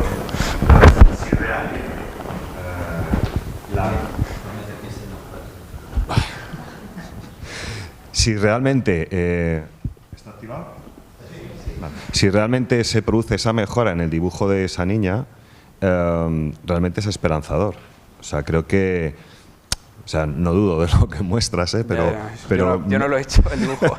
Sí, bueno, como lo has mostrado tú, pues la responsabilidad es tuya. Sí, eso es verdad. Pero me parece alucinante si realmente produce esa mejora a la hora de hacer un dibujo sin que haya intervenido un aprendizaje entre medias y que realmente haya sido su cerebro el que haya sido capaz, a través de los propios aprendizajes que tenga, con esa estimulación, haber producido esa mejora en el dibujo, que me parece alucinante, la verdad. Sí. Entonces, sí que me parece que tiene un futuro, por ejemplo, y lo que has comentado, que era una de las preguntas que yo quería hacerte, si qué evidencias tenéis o si vosotros trabajáis, que esta es una segunda parte de la pregunta, con sintomatología psiquiátrica, por ejemplo, en autistas. Gracias. Vale. Bueno, pues lo que comentas yo creo que es muy importante, ¿no? Al final, matizar, por ejemplo, de esta última diapositiva, que es una diapositiva que bueno, yo la pongo porque es un golpe de efecto al final, porque es una cosa bastante que llama bastante la atención, ¿no? Pero bueno, o sea, también se puede matizar, ¿no? Yo he visto los dibujos que hicieron también los otros niños, no solamente esta niña en particular. No les pidieron lo mismo a todos, en concreto a uno de los niños le pedían que hiciera espirales, que dibujara espirales, y inicialmente es verdad que se montaba una línea sobre otra, era una espiral muy difícil de ver, y luego sí que se ve cómo se van equilibrando, ¿no? Y la distancia que hay entre las espirales es cada vez más constante y más homogénea. O sea que sí que se replicó este resultado en esta niña, en los otros pacientes que formaban parte del estudio, me parece que fueron 4. Lo que pasa es que es una carta del editor donde no se ha controlado muchas variables, ¿no? No se puede sacar conclusiones porque faltan muchas cosas. Es una carta del editor muy básica, si la lees, es una carta del editor que falta mucha información sobre efectos secundarios, sobre mediciones a nivel cognitivo de los pacientes de base, por ejemplo, ¿no? Pero bueno, es muy visual. El doctor Pablo Casano, como comentaba, ¿no? Después de esta carta del editor sí que ha desarrollado otro ensayo clínico en niños con síndrome de Down. Los resultados, no voy a hablar de ellos, pero se pueden buscar, y no voy a hablar de ellos porque me falta también información un poco para manejarme, pero son, si cabe, más espectaculares que los primeros. Quiero decir que de la carta del editor, esta inicial, él maneja ya resultados, que no sé si los ha publicado, es que la verdad es que no sé ni si los ha publicado, pero yo sí que podía hablar con él de esos resultados, y son muy grandes, es decir, que es bastante importante el efecto que tiene en los ensayos clínicos que está usando, ¿no? Él además tiene, ese sistema se puede aplicar a nivel hospitalario de forma muy potente, pero él está muy interesado en que se pueda aplicar en domicilio, ¿no? Entonces es un sistema parecido al de la TDCs, en el sentido de que es portátil, no es un sistema que tenga que estar en el hospital. Vale, la segunda parte de la pregunta, que es si aplicamos el tratamiento en niños en pacientes con autismo, por ejemplo, no, porque en investigación me parece un campo fascinante y un campo que hay que desarrollar, ¿vale? Sé que hay gente que lo hace, es decir, que sé que hay gente que lo aplica a nivel clínico. Yo no, pero no lo hago porque no tengo la seguridad ni tengo el conocimiento de saber lo que voy a hacer. El cerebro de un niño con autismo, por ejemplo, o con el trastorno de espectro autista, es un cerebro hiperplástico. De hecho, uno de los problemas es ese, que la poda neuronal yo no soy un experto en el tema, pero vamos, que eso es uno de los problemas. Y técnicas de las que todavía desconocemos, pues a lo mejor el efecto a largo plazo o el efecto agudo que pueda tener, pues bueno, yo hasta que no haya un nivel más robusto de evidencia, o sea, yo sí que animo a la investigación y participaría en un ensayo clínico, pero no a nivel terapéutico en estos momentos, ¿vale? Aunque sé que hay gente que lo hace, es decir, que está poco regulado este campo, entonces sé que hay gente que lo aplica, la TDCS, por ejemplo, se aplica en el autismo. Luego también hay una parte más práctica, y es que trabajar, por ejemplo, con estimulación magnética transcraneal en un niño es complicado ya de base, y trabajar en un niño con TEA o con alteraciones a lo mejor a veces conductores es todavía más complicado, y es un sistema difícil de implantar. Pero bueno, es un campo fascinante, quiero decir, yo creo que habrán técnicas y la TDCS, por ejemplo, o la fotobiomodulación, o otras técnicas que seguro que se implantarán y que se desarrollarán en ese campo. Yo algún día a lo mejor lo utilizo, pero a día de hoy no. A día de hoy me parece que todavía no tenemos la suficiente evidencia como para aplicarlo a nivel clínico o recomendárselo a algunos padres, decir, oye, tráeme a tu hijo que vamos a hacer este tratamiento, sin saber muy bien qué vamos a hacer, ¿no? ¿Puedo decir una cosa respecto a lo que estaba contando Alejandro? Simplemente no ya en TMS, que yo conozco menos, pero incluso en TDCS, que los efectos colaterales son o nulos o no se conocen, más allá del dolor de cabeza, si acaso, a veces más frecuente en el grupo control que en el grupo de estimulación real, aprovecho para decirlo. Hay mucha gente que se niega a hacer investigación de este tipo, incluso no ya la intervención clínica, sino con niños. Yo, en principio, no se la pondría a mis hijas, en principio. Ni siquiera la TDCs, a no ser que haya... Yo sé que hay mucha gente que ya lo utiliza y probablemente sea una cuestión más de criterio de prevención de cualquier tipo de riesgo en un cerebro. Todos los cerebros están en desarrollo, pero en fin, el matiz de la infancia, incluso la adolescencia, pues supone cierto tipo de previsión de riesgo que yo elimino. Yo personalmente, pero tengo un criterio personal porque es que no está regulado, en realidad no hay regulación. Yo tengo un compañero, mi compañero de despacho, por ejemplo, que trabaja en lenguaje y me consta que está haciendo investigación en niñez y adolescencia en dislexia, ¿no? Y supongo que lo hace con todas las garantías, pero que hay ahí una nube todavía de incertidumbre que se deja un poco al margen del clínico y del investigador sobre eso, ¿no? ¿Se escucha? ¿Sí? ¿Funciona? ¿No? Hola. Ah, vale, sí. Bueno, yo tenía dos preguntas que creo que están un poco relacionadas, pero me las podría contestar cualquiera de los dos. La primera es, en esta última ponencia que has explicado que en la fotobiomodulación, bueno, has explicado un poco el tema de las mitocondrias y cómo ocurre la interacción de esa radiación con la materia, y yo quería preguntar si en todas las otras técnicas en las que se usa el electromagnetismo, si se entiende de la misma manera que lo has explicado en la fotobiomodulación, qué ocurre exactamente a nivel neuronal, o simplemente vemos los efectos y por tanto sabemos que funciona. Y relacionada a la segunda pregunta sería, en los estudios que habéis mencionado, como por ejemplo el del biomarcador de esta mujer que cuando se detectaba el biomarcador se estimulaba, y bueno, por ejemplo en la terapia electrocompulsiva, mi pregunta sería si lo que hacemos al estimular es modificar y paliar las consecuencias o eliminar las causas que provocan esa sintomatología. Gracias. Vale. Pues muy buenas preguntas las dos, que están relacionadas pero que son bastante diferentes y muy bien.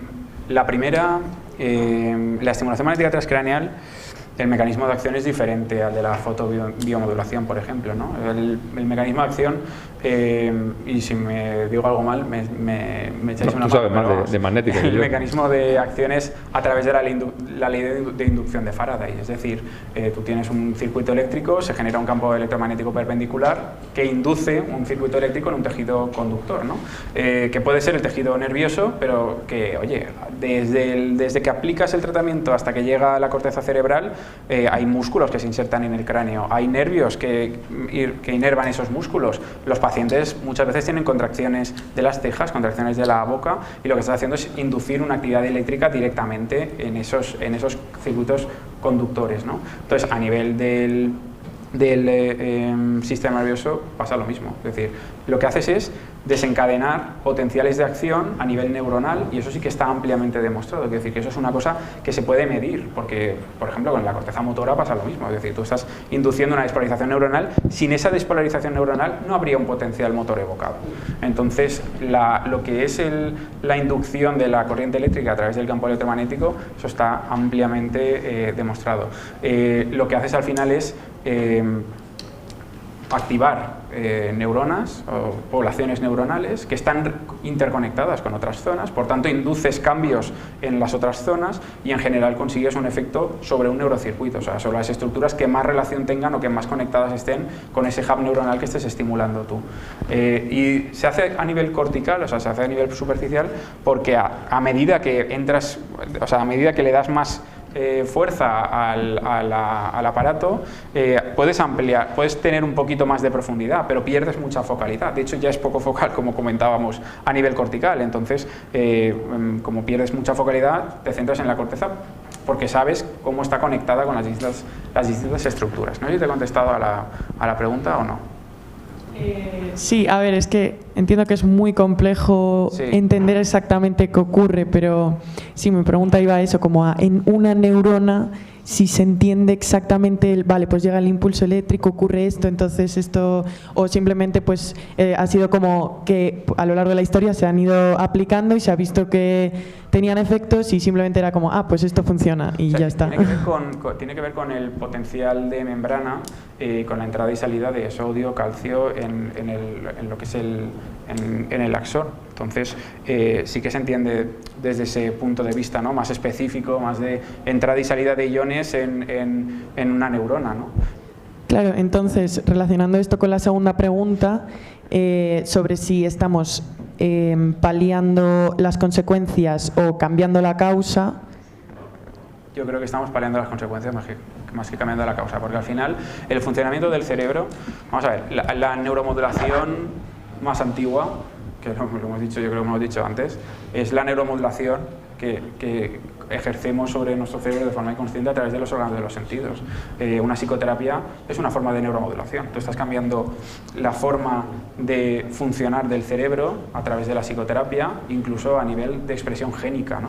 Entonces, la causa de una depresión, por ejemplo, pues siempre va a haber un factor más endógeno, un factor genético, de cómo se expresan los genes, de cómo se estructuran las redes neurales, ¿no?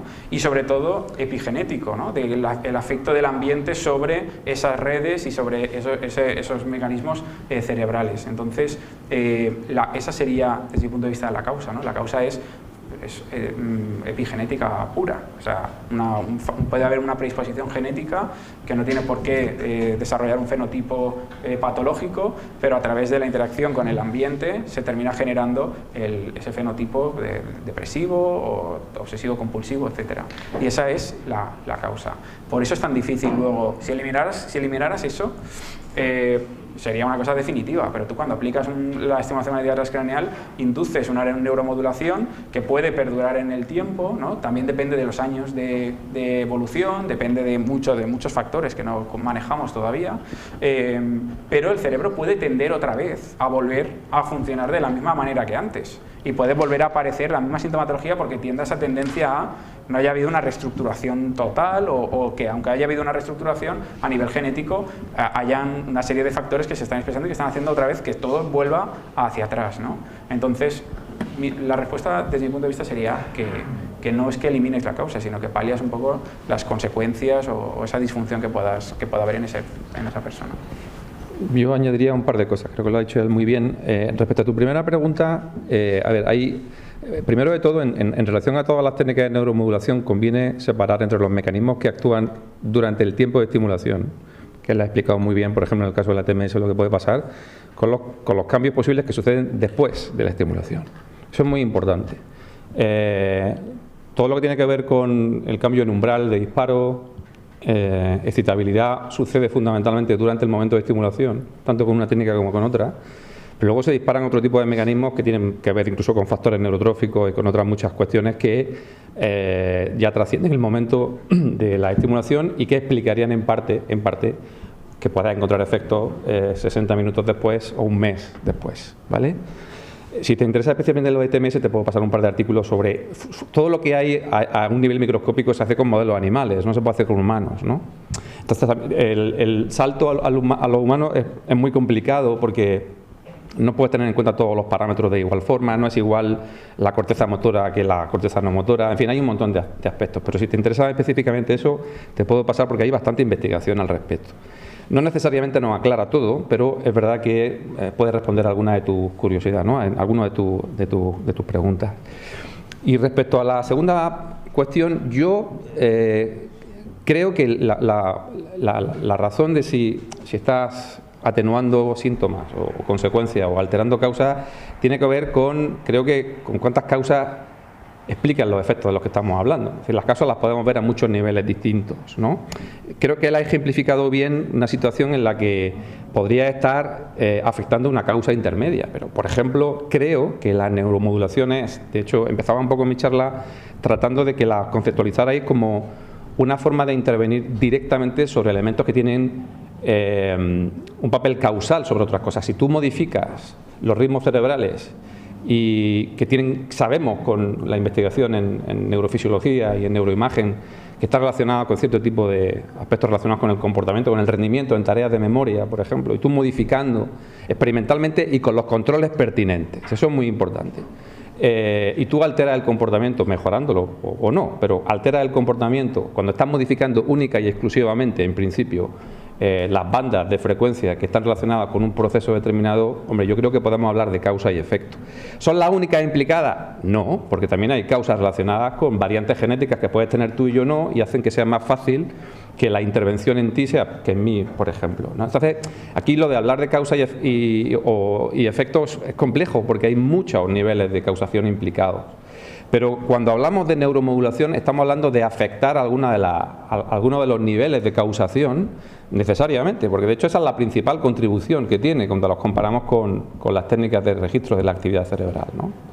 Pero es complicado, quiero decir, no es tan sencillo probablemente de ubicar a ese nivel, pero creo que conviene también darnos cuenta que estamos hablando de fenómenos tremendamente complejos. Estamos hablando del órgano más complejo que probablemente que tenemos, ¿no? Y hay más preguntas, creo, ¿no? Sí, por aquí delante también después. Allí. Sí. ¿Se me oye? Sí. Sí.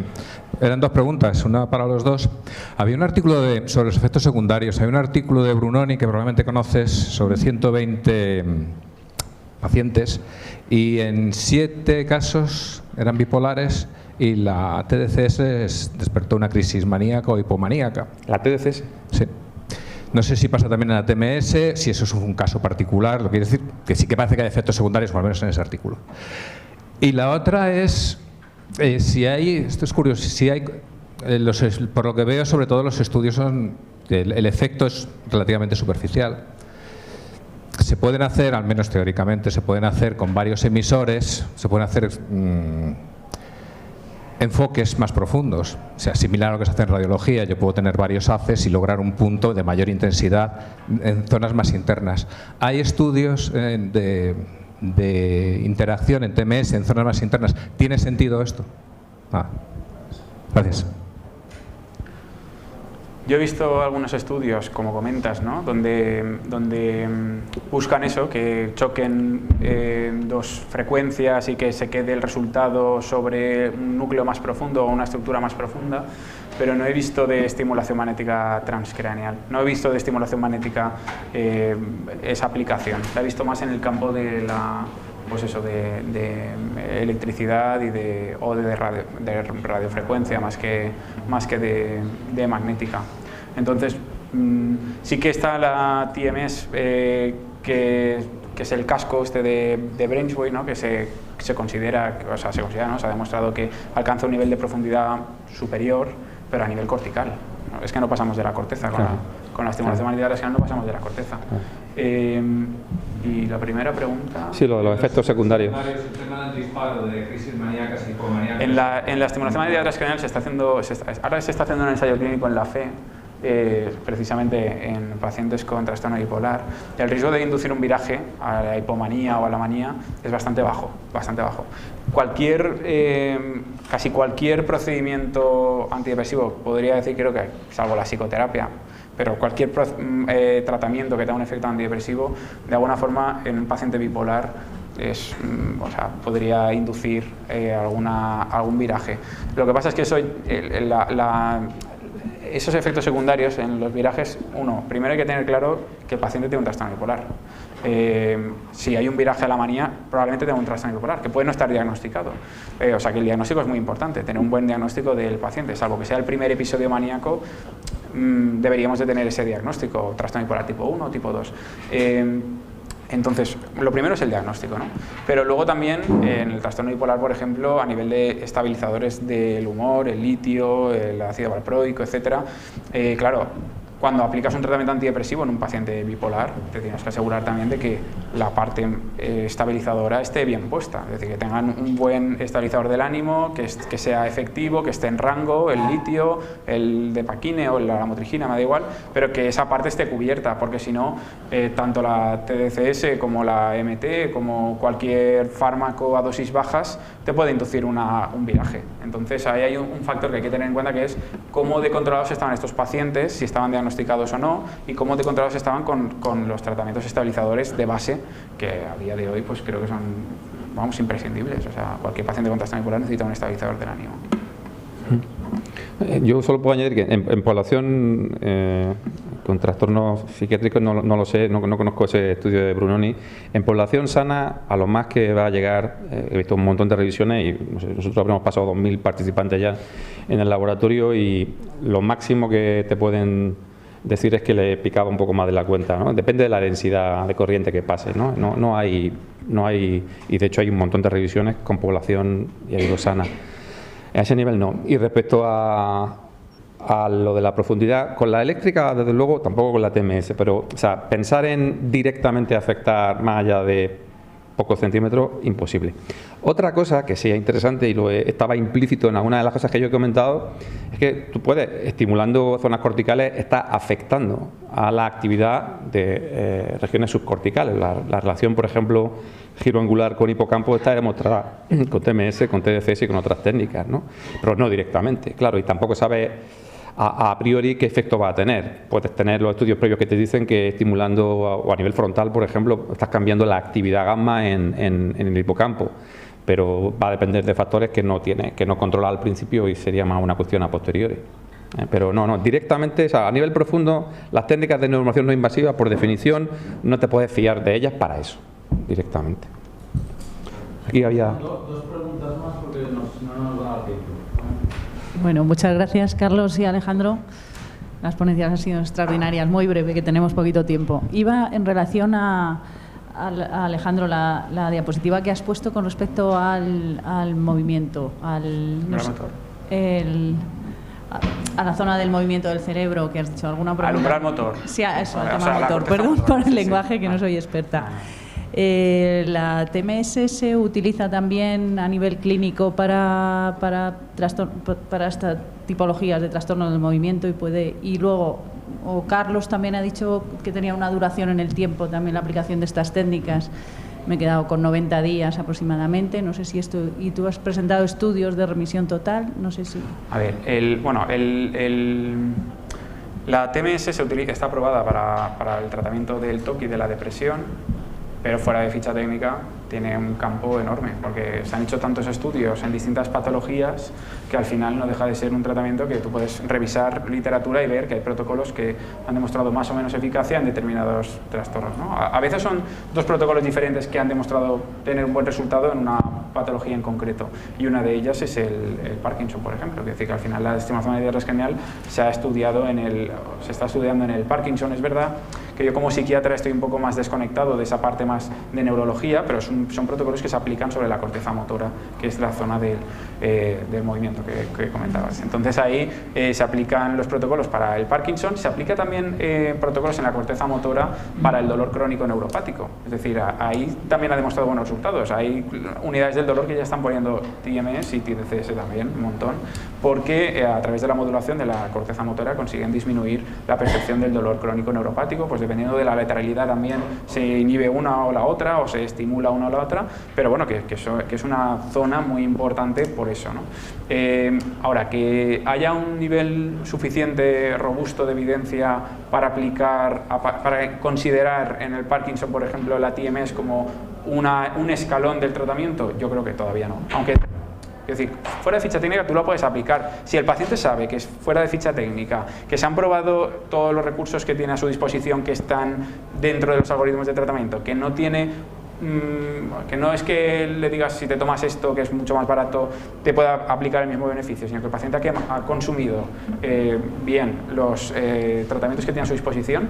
Yo tengo pacientes con Parkinson, y he tenido pacientes con dolor crónico, y he tenido pacientes con fibromialgia, con trastorno de ansiedad generalizado, y no son indicaciones aprobadas, pero si está justificado, yo ahí sí que soy partidario, porque hemos tenido pacientes que han respondido muy bien a migraña, por ejemplo. Tuvimos un paciente con migraña que remitió a la clínica y una migraña incapacitante, ¿no? Y hay estudios que demuestran que la migraña puede ser efectiva, pero claro, tiene que ser que hayas agotado a nivel terapéutico razonablemente las alternativas que tenías. ¿Y la segunda pregunta? Es que el plazo sí.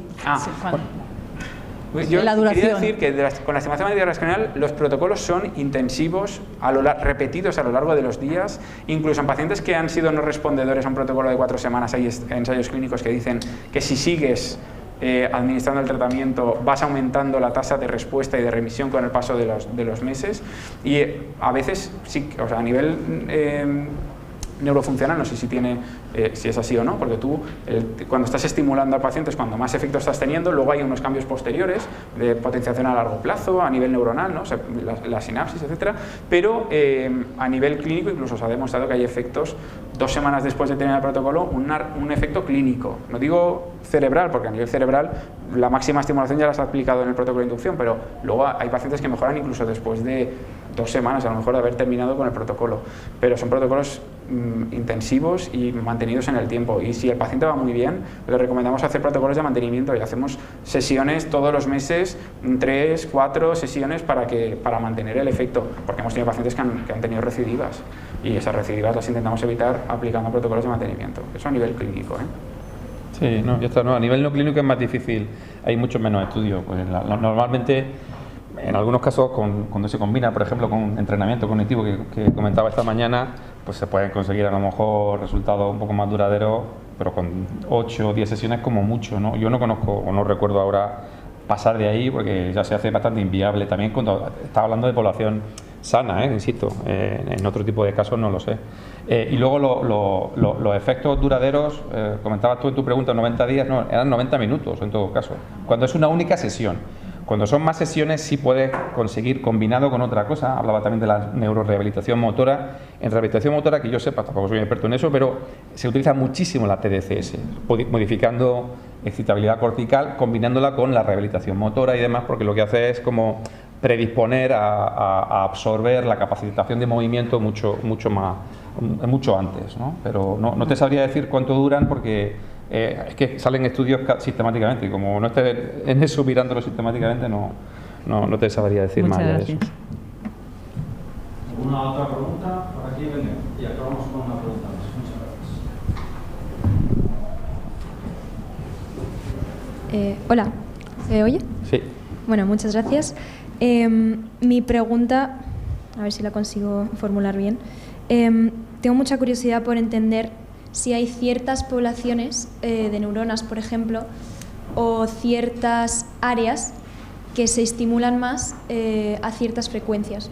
O sea, no sé si me he explicado bien.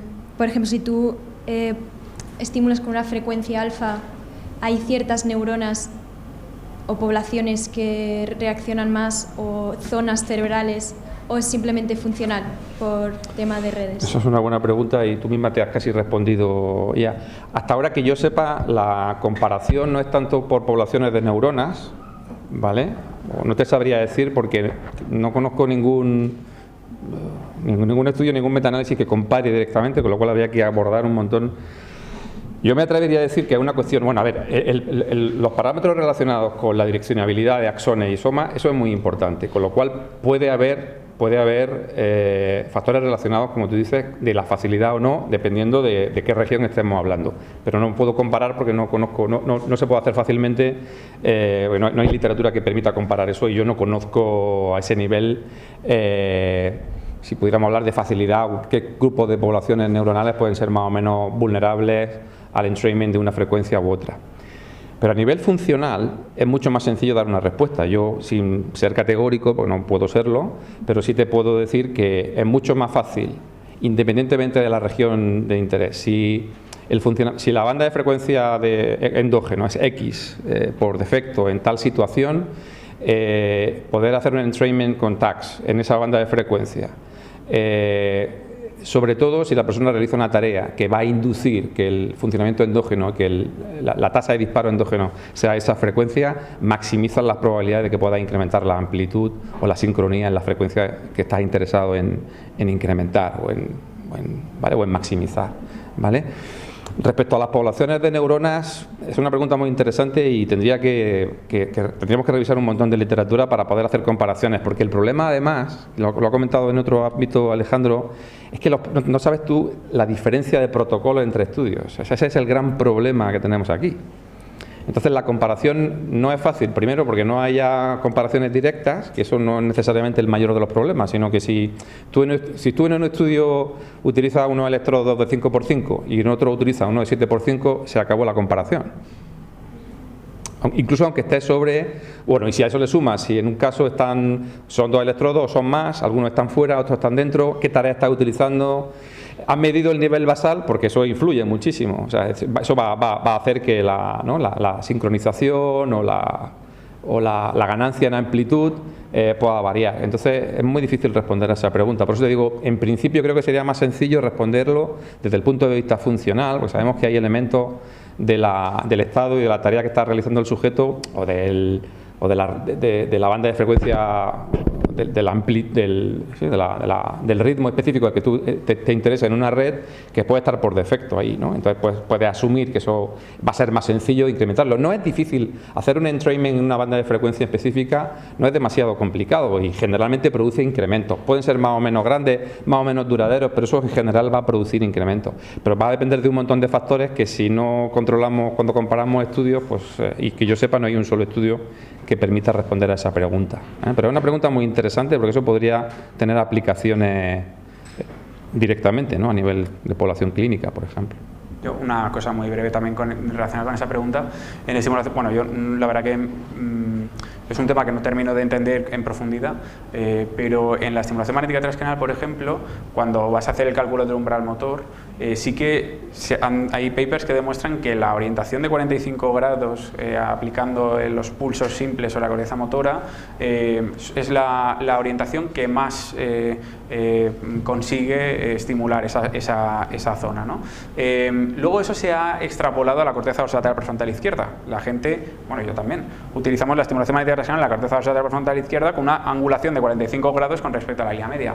¿Por qué? Pues bueno, pues porque se ha hecho pero la cito arquitectónicamente y estructuralmente la corteza motora no tiene nada que ver con la dorsolateral prefrontal, ¿no?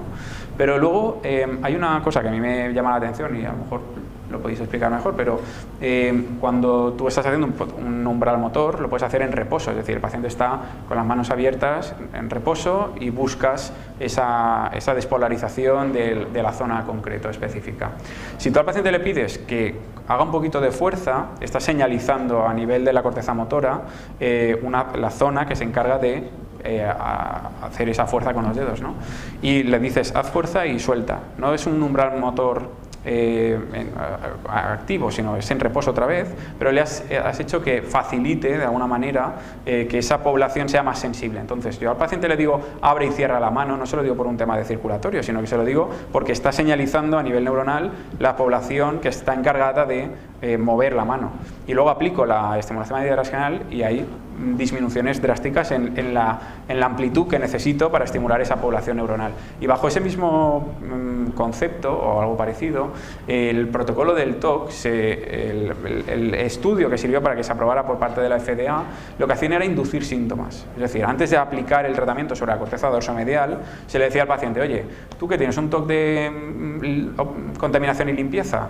Vale, pues antes de empezar con el tratamiento, vamos a que toques un poquito de tierra, que toques un poquito tal. Del 0 al 10 buscaban una ansiedad o una angustia que llegara al 7 más o menos, y cuando el paciente estaba en ese estado es cuando aplicaban el protocolo de estimulación magnética transcranial sobre la corteza dorsomedial prefrontal, un poco con el objetivo, yo creo, en todo el sentido del mundo, de sensibilizar esos grupos neurales que más relacionados están con los neurocircuitos que tienen que ver con el TOC, ¿no? Porque la corteza dorsomedial es grande y hay muchas poblaciones neurales, ¿no? Pero es buscar las que más relación tienen con...